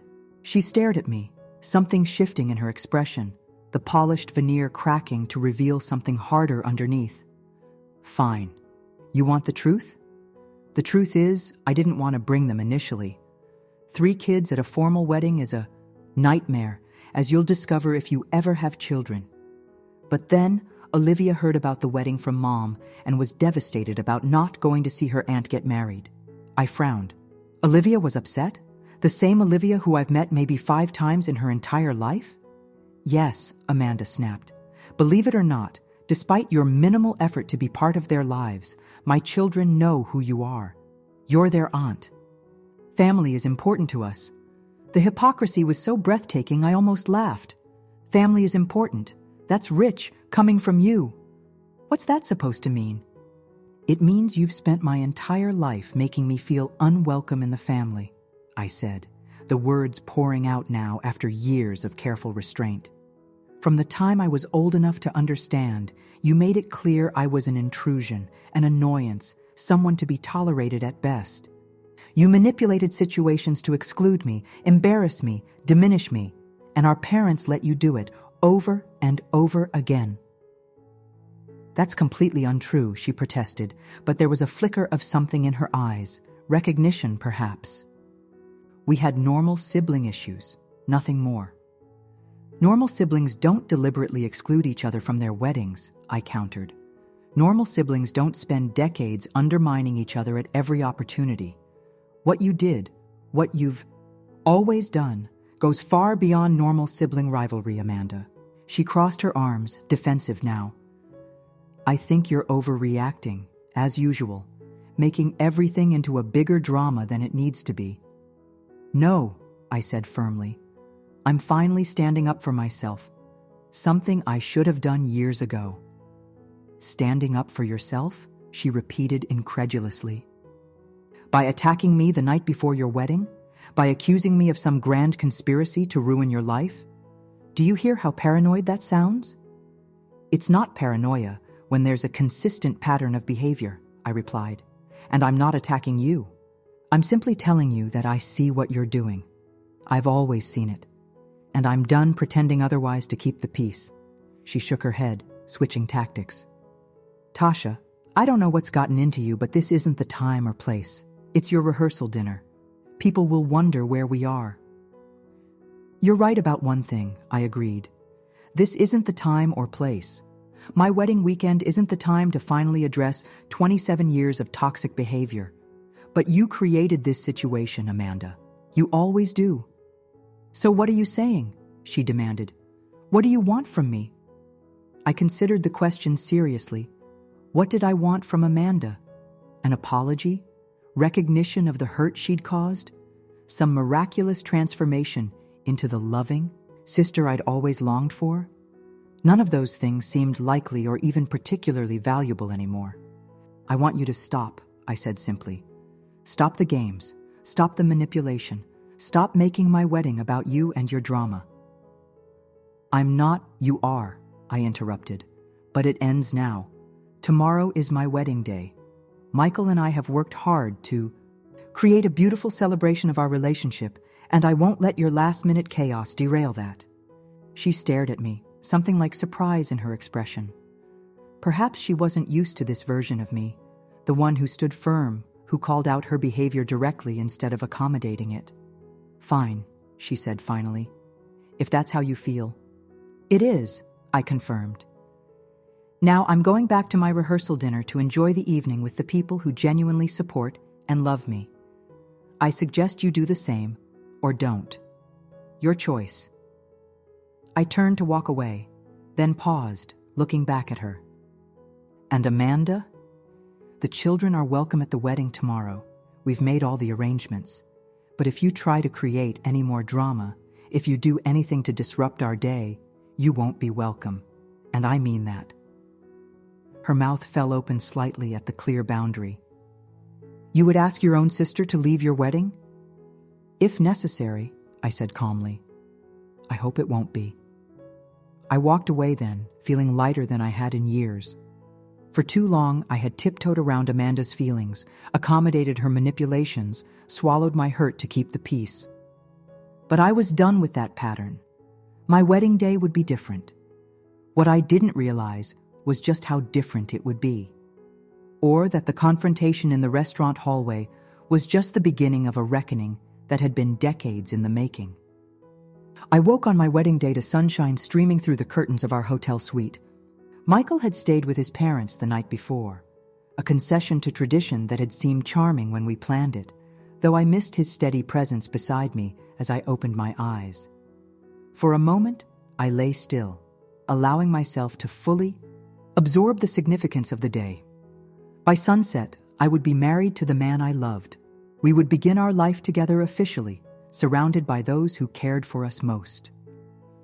The thought filled me with a quiet joy that pushed aside the lingering tension from my confrontation with Amanda. Today wasn't about old wounds or family dysfunctions. It was about new beginnings, chosen family, the future Michael and I would build together. My phone buzzed with a text from Zoe, my maid of honor. "Rise and shine, bride-to-be.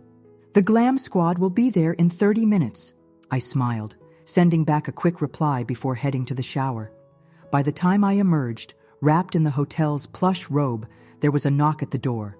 Zoe had arrived with coffee, pastries, and her infectious enthusiasm. "There she is," she exclaimed, pulling me into a hug. "How are you feeling? Nervous? Excited? Both?" "Mostly excited," I admitted, accepting the coffee she thrust into my hands. "A little nervous, but in a good way." She studied my face. "How did things go with Amanda last night? Your mom mentioned there was some drama about the kids." I sighed. "When isn't there drama with Amanda? But I handled it. We had a conversation." Zoe's eyebrows rose. "A conversation? That sounds ominous." "Was actually good," I said, surprising myself with the realization. I finally told her how I feel about her behavior over the years. Set some boundaries for today. "Wow," Zoe breathed. "How did she take it?" "About how you'd expect. Denial, deflection, making herself the victim." I shrugged. "But it doesn't matter. I said what I needed to say, and now I'm focusing on what's important. Marrying Michael." Zoe squeezed my arm. "I'm proud of you, and I'll be running interference today if she tries anything." "Thanks," I smiled gratefully, "but I'm hoping it won't come to that." The morning passed in a blur of activity. Hair and makeup artists arriving, my mother and Michael's mother joining us, photographs being taken. I was grateful for the busy schedule, which left little time for dwelling on potential family drama. It was mid-afternoon when my mother pulled me aside, her expression tense. "Tasha, there's something you should know." My heart sank. "What now?" Amanda called. "She says Ethan is running a slight fever. She's giving him some children's pain reliever, but she's concerned about bringing him to the ceremony." I took a deep breath, pushing down the immediate suspicion that rose. Could Amanda's son genuinely be ill, or was this another manufactured crisis designed to draw attention? "If he's sick, he shouldn't come," I said finally. "The last thing we need is for him to be uncomfortable or spread anything to the other children." My mother nodded, relief evident in her expression. "That's what I told her. She said she and Bradley will take turns, one staying with Ethan at the hotel while the other attends with the girls." "That seems reasonable," I agreed, though part of me wondered if there would be further complications before the ceremony began. I was right to be wary. An hour before the wedding was set to begin, as I stood in my dress while the photographer captured final preparation shots, my phone buzzed with a text from an unknown number. Zoe, seeing me glance at it, retrieved the phone. "It's from Bradley," she reported, frowning at the screen. "He says Amanda is very upset. Apparently Olivia spilled something on her dress, and now Amanda is saying she can't come to the ceremony because she has nothing to wear." I closed my eyes briefly. "Of course, she is. Want me to handle it?" Zoe offered. I considered the option. Part of me wanted to simply wash my hands of the situation, to let someone else manage Amanda's latest crisis.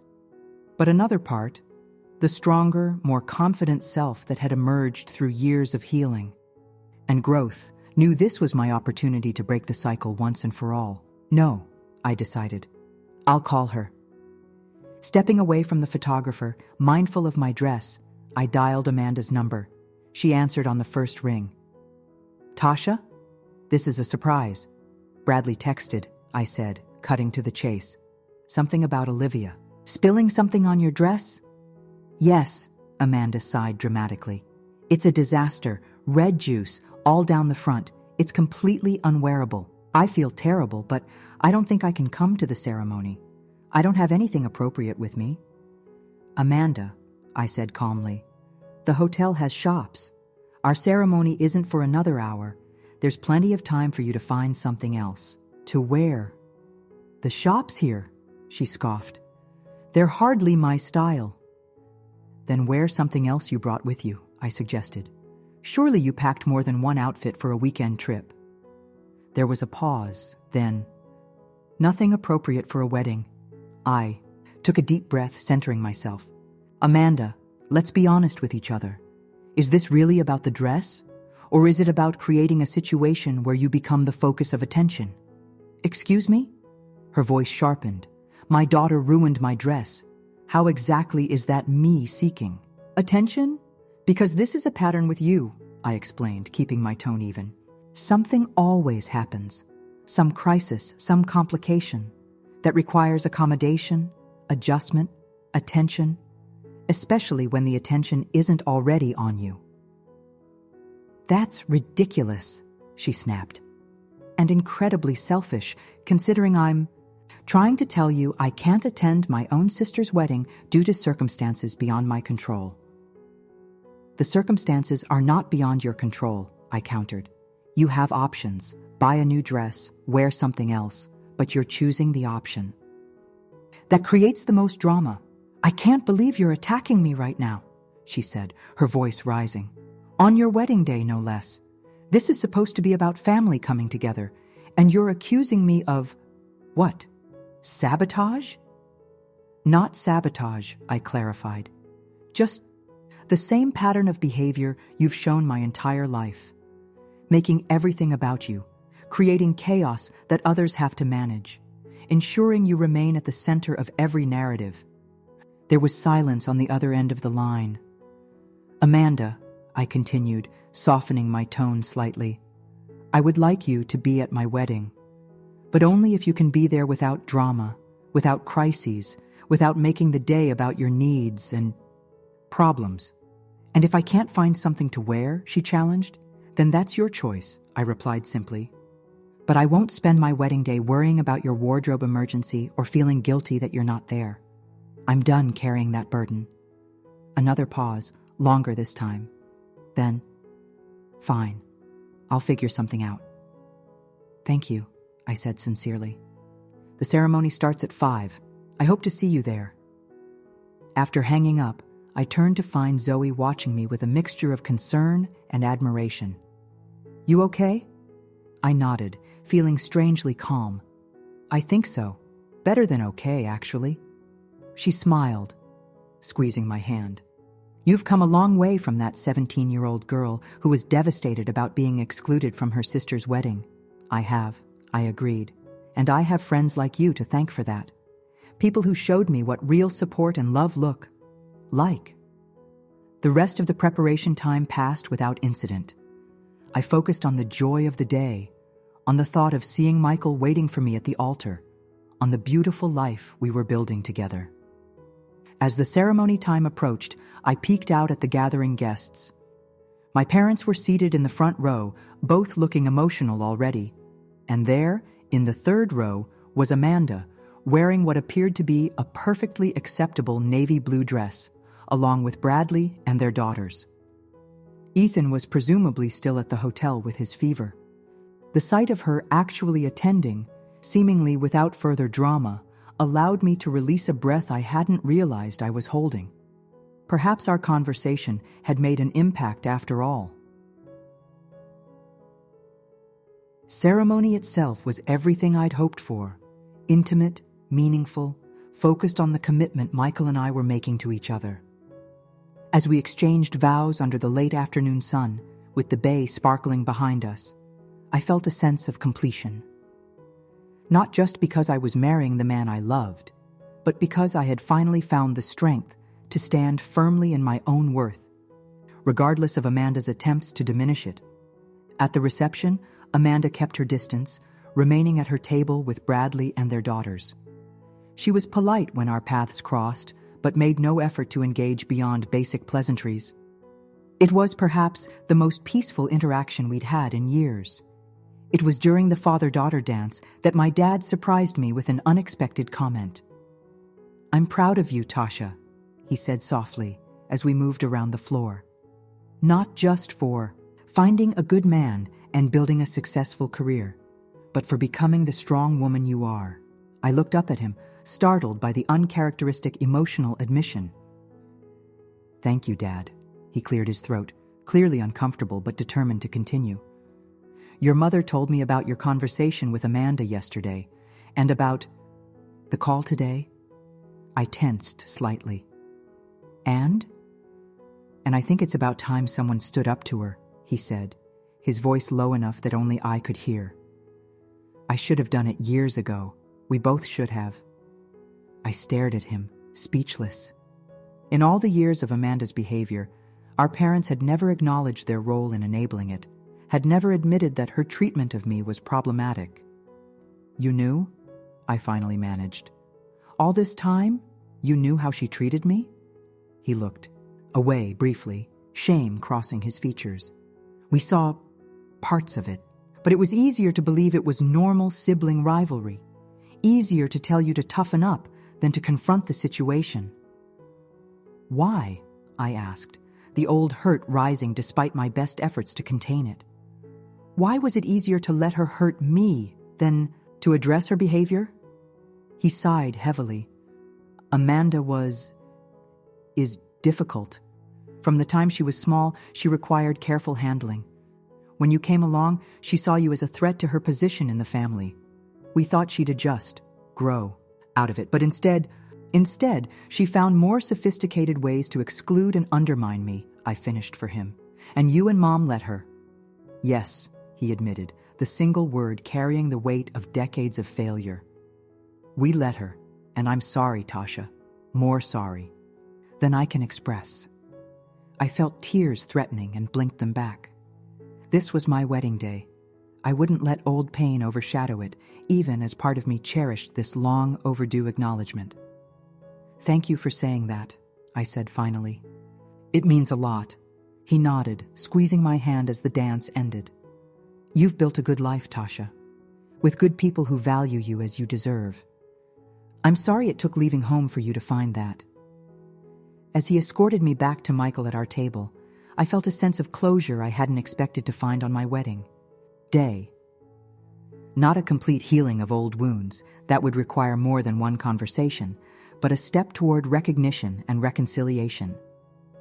The rest of the reception passed in a blur of dancing, toasting, and celebration. Amanda left early, citing Ethan's illness as the reason, a legitimate excuse for once. She hugged me briefly before departing, an awkward embrace that conveyed little warmth but also lacked her usual tension. "Congratulations," she said stiffly. "It was a beautiful ceremony." "Thank you for coming," I replied, matching her formality. "I hope Ethan feels better soon." She nodded, her eyes meeting mine for a moment before sliding away. "We'll talk soon." I wasn't sure if it was a promise or a threat, but I found I didn't particularly care either way. Whatever conversation lay in our future, I would face it as this new version of myself, the one who recognized her worth, who set healthy boundaries, who refused to be diminished by Amanda's manipulations. As Michael and I danced into the night, surrounded by friends and family who genuinely celebrated our happiness, I realized that Amanda's wedding exclusion a decade ago had been, in a strange way, a gift. The pain of that rejection had set me on a path toward independence, toward California, toward Michael, toward becoming a person who could stand firmly in her own light. I had once vowed that Amanda's wedding would be the last time she hurt me like that. And though there had been other hurts along the way, smaller wounds inflicted during our limited interactions over the years, that particular pain, the pain of exclusion, of being deemed unworthy of inclusion in family milestones, would indeed never touch me again. Because I had finally learned what Amanda never had, that true family isn't about blood or obligation or appearances. It's about love, respect, and mutual support. And looking around at the people who had chosen to stand with us on this day, I knew I had found my true family at last. The morning after our wedding, Michael and I had breakfast with our closest friends and family before departing for our honeymoon in Hawaii. My parents embraced me with unusual emotion, my father's earlier acknowledgement seeming to have opened a door to a more authentic relationship. "We'll talk more when you get back," my mother whispered as she hugged me goodbye. "About everything," I nodded, cautiously optimistic about what such a conversation might bring. Amanda and her family weren't there. They had an early flight to catch, according to my mother. Part of me was relieved at avoiding another potentially tense interaction, while another part wondered if this was the beginning of an even greater distance between us. The 2 weeks in Hawaii were a blissful escape from reality, sun, sand, and the joy of being newly married to my best friend. We rarely checked our phones, choosing instead to immerse ourselves fully in the experience of starting our life together. It wasn't until we were flying home that I finally scrolled through the messages that had accumulated during our absence. Among them was a text from Amanda sent 3 days after the wedding. "We need to talk when you're back. Just the two of us. Let me know when you're available." I showed it to Michael, who raised his eyebrows. "What do you think that's about?" "I have no idea," I admitted. "But I'm not going to worry about it until we're home." True to my word, I put Amanda's message out of my mind until we had settled back into our apartment, unpacked our bags, and readjusted to normal life. Only then did I respond, suggesting we meet for coffee the following weekend. She replied almost immediately, suggesting a cafe halfway between our homes. "Just you," she added. "No, Michael. This is between sisters." I showed the message to Michael, who frowned slightly. "Are you comfortable with that?" "I think so," I said after a moment's consideration. "Whatever she wants to say, I can handle it. I'm not that vulnerable 17-year-old anymore." He nodded, though concern lingered in his eyes. "I'll be on standby if you need me. Just a phone call away." The day of the meeting, I arrived at the cafe 10 minutes early, claiming a quiet corner table away from the bustle of the main area. I ordered a latte and watched the door, a curious mixture of apprehension and resolve settling in my stomach. Amanda entered precisely on time, wearing casual designer jeans and a crisp white blouse that probably cost more than my entire outfit. Her hair was pulled back in a sleek ponytail, her makeup minimal but perfect. She spotted me immediately and walked over, her expression unreadable. "Tasha," she said by way of greeting, setting her purse on the empty chair beside her. "You look... well, Hawaii must have agreed with you." "It was wonderful," I confirmed. "How are the kids? Is Ethan feeling better?" "He's fine," she replied, waving a dismissive hand. "It was just a 24-hour thing." A server approached, and Amanda ordered a sparkling water with lime. We sat in awkward silence until the drink arrived, both of us seemingly gathering our thoughts. "So," I said finally, when it became clear she wasn't going to initiate the conversation she had requested, "you wanted to talk." Amanda stared at her water, a small furrow appearing between her brows. When she looked up, there was something in her expression I rarely saw. Uncertainty. "I've been thinking about what you said," she began, her voice carefully controlled. "At your rehearsal dinner, and then on the phone the day of your wedding." I nodded but remained silent, giving her space to continue. "You said I've spent your entire life making you feel unwelcome in the family."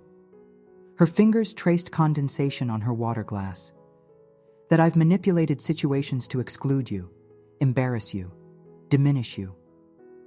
"Yes," I confirmed quietly. "And you believe our parents enabled this behavior?" "They did," I said. "Dad even acknowledged as much during our dance at the wedding." Her eyebrows rose slightly at this information, but she continued. "I've been thinking about it, really thinking about it, for the first time. Looking back at our relationship, from your perspective," she took a small sip of water. "It's been uncomfortable." I waited, unsure where this was heading. "The thing is," she continued, "I never saw it that way. In my mind, you were the favorite. The the surprise baby who captured everyone's attention, the one who could do no wrong. I couldn't help the short, incredulous laugh that escaped me. Me? The favorite? Amanda, that's absurd. Is it? She challenged. From where I stood, it certainly didn't seem that way. You were the cute little girl who everyone doted on, the baby of the family. Everything came easily to you. Friends, school, relationships. That's not true, I protested. I struggled, just like anyone else, and no one doted on me, especially not you. That's my point, she insisted. I saw you getting all this attention and love that I felt I'd never received. So yes, maybe I was cold toward you. Maybe I did try to exclude you sometimes, but it was because I felt excluded first. I stared at her, trying to reconcile this version of our childhood with my own memories. Amanda, that's not how it was. Mom and Dad always prioritized you. They made excuses for your behavior, accommodated your demands, let you set the rules for family interactions. Because they were afraid of me, she said, surprising me with her frankness. Not because they loved me more. They walked on eggshells around me because I was difficult. But you, they actually enjoyed being with you. There's a difference between being catered to out of fear and being loved for who you are. I sat back, considering her words. Was there some truth to what she was saying? Had we each experienced the same family dynamic from completely different perspectives? The wedding, I said finally, returning to the original wound that had defined so much of our relationship. My exclusion from your wedding wasn't because you felt excluded. That was deliberate cruelty. Amanda looked down, a hint of color touching her cheeks. It was, she admitted quietly, and I've regretted it for years. The simple acknowledgement caught me completely off guard. In all our years of tension and conflict, Amanda had never once admitted wrongdoing. You regretted it? I repeated skeptically. Not immediately, she clarified. At the time, I told myself it was about having a sophisticated event, that it made perfect sense to exclude anyone under 18. But deep down, I knew it was about keeping you away, about having one day where I didn't have to share the spotlight, where I could be the center of attention without comparing myself to you. But why? I asked, genuinely perplexed. Why would you need to compare yourself to your teenage sister? You were getting married. It was your day regardless. Because every family event, every holiday, every milestone, I always felt like you overshadowed me somehow, she replied, frustration evident in her voice. Not intentionally, perhaps. But you were always so naturally likable. People gravitated to you, laughed at your jokes, wanted to hear your stories. I shook my head, struggling to reconcile her perception with reality. Amanda, you were always the star of every family gathering. The successful one, the pretty one, the one with the perfect life. I spent years feeling invisible next to you. She looked genuinely surprised. Is that how you saw it? It's how it was, I insisted. We fell silent, each processing the other's perspective. Could it be possible that we had both felt diminished by the other's presence? That our rivalry had been fueled by mutual insecurity rather than one-sided resentment? After your wedding, Amanda continued after a moment, when you moved to California and started building your life there, I told myself it was for the best, that the distance would make family gatherings easier without the tension between us. It did, I agreed, but then you started becoming successful. Your career took off. You met Michael. And suddenly, all anyone could talk about was how well Tasha was doing, how happy Tasha was, how Tasha had found this perfect relationship. Her voice held a hint of the old bitterness. I felt replaced again, not just in the family's affection, but in their pride and attention. So you started creating drama around my wedding, I concluded. The back and forth about the children, the last-minute complications, the dress emergency. She had the grace to look embarrassed. Some of it was legitimate. Ethan really was sick. But yes, some of it was reaction. old patterns reasserting themselves. I took a sip of my cooling latte, trying to absorb what she was saying. Part of me was suspicious. Was this just another manipulation? Another attempt to rewrite? The narrative to cast herself as the victim rather than the aggressor? But there was something in her demeanor that seemed different. The polished veneer had slipped, revealing something more vulnerable underneath. "Why are you telling me this now?" I asked. "After all these years?" Amanda sighed, looking suddenly tired. "Because what you said at your rehearsal dinner and on your wedding day, it hit home. Made me realize that if I didn't address this pattern between us, I was going to lose you completely. And despite everything, despite all the tension and resentment, you're still my sister.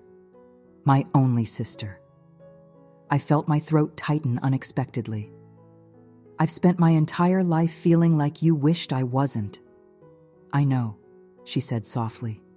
"And I'm sorry, Tasha, truly sorry. Not just for the wedding 10 years ago, but for everything. For making you feel unwelcome in your own family. For the countless times I deliberately excluded you or undermined you. For being the kind of sister you had to escape from rather than rely on." The apology hung in the air between us, unexpected and profound. I had imagined this moment so many times over the years, Amanda finally acknowledging the pain she had caused, but now that it was happening, I wasn't sure how to respond. "I don't expect forgiveness," she continued when I remained silent. "I wouldn't deserve it, but I wanted you to know that I see it now. I see what I did, and I'm trying to change. For my children's sake, as much as anything. I don't want Olivia and Madeline to have the kind of relationship we had." Her mention of her daughters sparked a thought. "Is that why Olivia was upset about missing my wedding? Have you been talking to them about me?" Amanda nodded. "I've been trying to. After Ethan was born, I started therapy. Postpartum depression, initially, but it evolved into something more comprehensive. My therapist helped me see some of these patterns in my relationships, not just with you, but with everyone. This was news to me. Amanda had never mentioned. Therapy had always presented an image of perfect control and capability. She encouraged me to try to rebuild our relationship, Amanda continued. To talk to my children about their aunt who lives in California, to show them pictures of you, to try to keep you part of their lives even with the distance. That's why Olivia was genuinely disappointed about missing your wedding. She's heard me talk about you.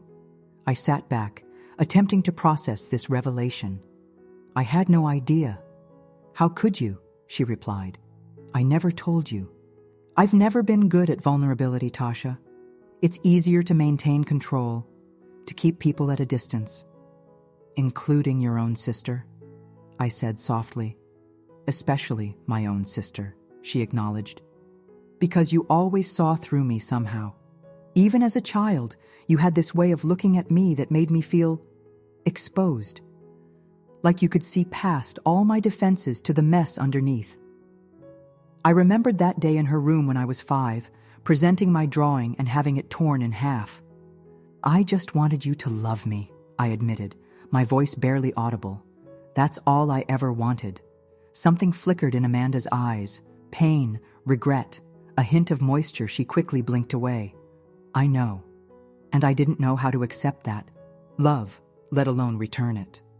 I was too wrapped up in my own insecurities, my own need to be special. We sat in silence for a moment, the weight of decades of misunderstanding and hurt suspended between us. Where do we go from here? I finally asked. I'm not sure I know how to have a normal sister relationship after everything that's happened.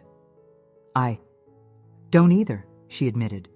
But maybe we can try to build something new, not pretending the past didn't happen, but not letting it dictate our future either. I considered this. The rational part of me noted that Amanda had hurt me deeply and repeatedly over the years. Trust, once broken, isn't easily rebuilt. But another part, the part that had longed for a sister's love since childhood, wanted to believe that change was possible. "I'd like that," I said cautiously. "But it would have to be different, Amanda. Really different. I can't go back to the old pattern." "I don't want to either," she assured me. "I'm tired of being that person, the one who manipulates and controls and pushes people away. It's exhausting, and it's cost me more than I realized." I nodded, understanding more than she might have expected. "Small steps, then." "Small steps," she agreed. "Maybe regular phone calls? Getting to know each other. As the adults we are now, not the children we were." "I could do that," I said. "And maybe next time Michael and I visit, we could spend some real time with your children, actually build a relationship with them." A genuine smile, perhaps the first I'd seen from her in years, spread across Amanda's face. "They'd like that, especially Olivia. She's been asking about her Aunt Tasha a lot." As we finished our drinks and prepared to leave, I felt a curious lightness. Not the complete resolution of all our issues, that would take time, if it was possible at all, but the beginning of something new. A tentative bridge across the chasm that had separated us for so long. Outside the cafe, as we prepared to head to our respective cars, Amanda hesitated, then opened her arms slightly in an uncertain gesture. "Is this okay?" I stepped forward and embraced her briefly, a hug between adults who were working toward understanding, if not yet the affectionate embrace of close sisters. "Thank you for meeting me," she said as we stepped apart. "I wasn't sure you would." 10 years ago, I probably wouldn't have, I admitted. But I'm not that hurt teenager anymore. I've built a life I love with people who value me. That makes it easier to face difficult conversations. She nodded, a hint of sadness in her eyes. "I'm sorry I missed so much of that journey." "Me too," I said honestly. "But maybe there's still time to be part of each other's stories going forward."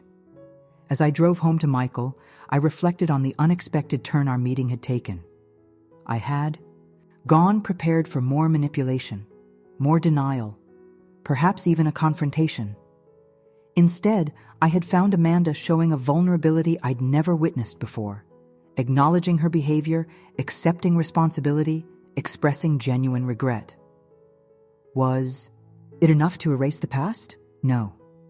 Some wounds run too deep for complete healing, but it was a beginning, a chance to rewrite the narrative of our relationship from one of toxic rivalry to something healthier, more authentic.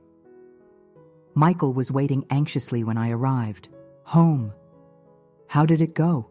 he asked as soon as I walked through the door. "Are you okay?" I dropped my keys on the counter and sank onto the couch beside him. "I think so. It was not what I expected." As I recounted the conversation, his expression shifted from concern to cautious optimism. "Do you believe her?" he asked when I finished. "About the therapy, about wanting to change?" "I think I do," I said slowly. "Or at least, I believe she believes it right now. Whether she can maintain that self-awareness long-term, I guess we'll see." He pulled me close, pressing a kiss to my temple. "I'm proud of you, Tasha. Hearing her out, being open to rebuilding despite everything, that takes strength." "Or foolishness," I said with a small smile. "The jury's still out." "Not foolishness," he insisted. "Hope. And hope is never foolish, even when it's cautious." I leaned into his embrace, grateful beyond words for his unwavering support. "Small steps," I murmured, echoing what Amanda and I had agreed on. "We'll see where they lead." The following weeks brought tentative progress. Amanda called every Sunday evening, brief, sometimes awkward conversations as we navigated this new territory. She sent photos of the children with handmade cards they'd created for their aunt and uncle. I responded with stories about our life in San Francisco, updates on work projects, questions about their activities. It wasn't the close, sisterly bond I had longed for as a child. Perhaps it never would be. Too much water under the bridge, too many years of established patterns. But it was something new, something purposeful, something honest. And in that honesty lay a different kind of healing. Not the erasure of old wounds, but the acknowledgement of their existence alongside the decision to move forward differently. My mother called a month after my meeting with Amanda, her voice carrying a note of cautious delight. "Amanda tells me you two have been talking regularly. That's wonderful, Tasha." "We're trying," I confirmed, unwilling to oversell the fragile progress we were making.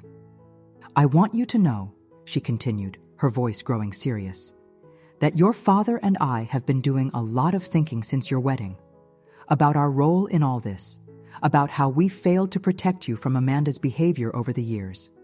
I sat down on the edge of the bed, unprepared for this turn in the conversation. "Mom, no, please let me say this," she interrupted. "We should have done better, Tasha. We saw what was happening.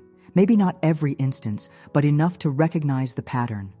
And we chose the easier path of pretending it was normal, of asking you to accommodate rather than requiring Amanda to change." Tears pricked at my eyes as years of hurt and confusion were finally, explicitly acknowledged. "Why?" I asked, the question that had haunted me for so long. "Why did you let it continue?" She sighed heavily. "Because we were cowards, honestly. Amanda was challenging from the beginning, strong-willed, volatile, demanding. We fell into a pattern of appeasing her to avoid confrontation. And when you came along, this easy, sweet-tempered child, who rarely complained, it was just easier to ask you to adapt than to face Amanda's reactions. Even when it meant watching me be hurt over and over, I pressed, needing to hear the truth spoken aloud after so many years. "Yes," she admitted, her voice breaking slightly. "And I will regret that for the rest of my life, Tasha. We failed. You terribly." I wiped at a tear that had escaped despite my efforts to maintain composure. "I needed you to see me," I said softly, "to recognize what was happening. For so long I thought I was crazy, that I was imagining how bad it was." "You weren't imagining anything," she assured me, "and I'm so deeply sorry that we let you believe you were, that we gaslit you into doubting your own experiences." The validation, so long in coming, washed over me like a wave, painful in its intensity, but somehow cleansing too. "Thank you for saying that," I said finally. "It means a lot to hear you acknowledge it." "It's the least we can do," she replied. "Your father and I have been talking about this a lot. We'd like to come visit you and Michael in San Francisco sometime soon, if that's okay. To see your life there, to spend time with you both, to start building something different going forward." "I'd like that," I said, surprised to find I meant it sincerely.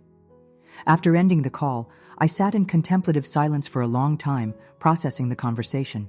First Amanda's apology and attempts at reconciliation, now my parents' acknowledgement of their role in enabling the toxic dynamic.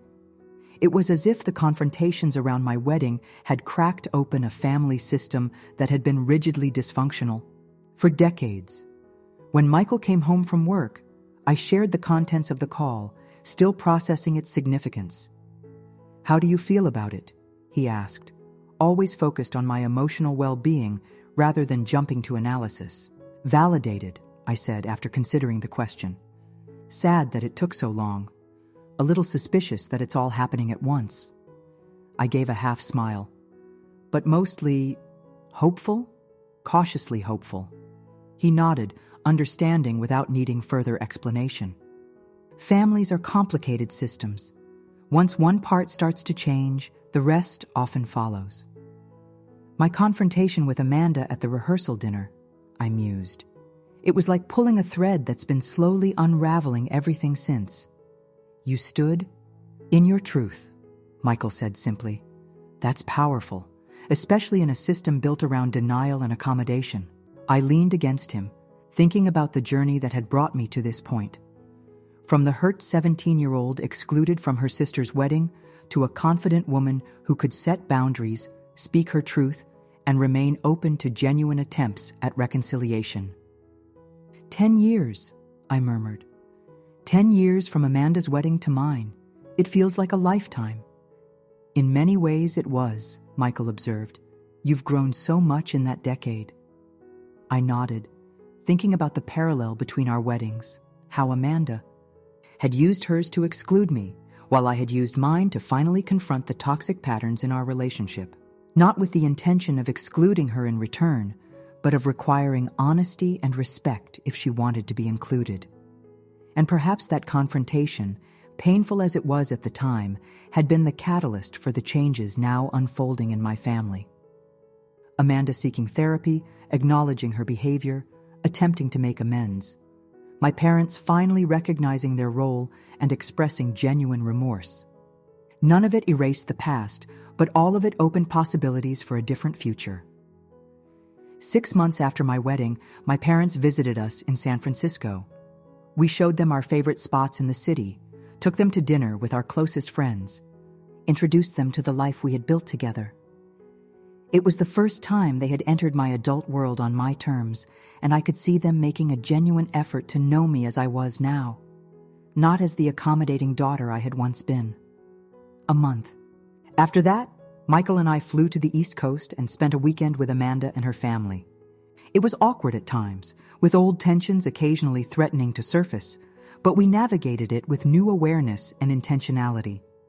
I connected with Olivia, finding in her curious, bookish nature a reflection of my own childhood self.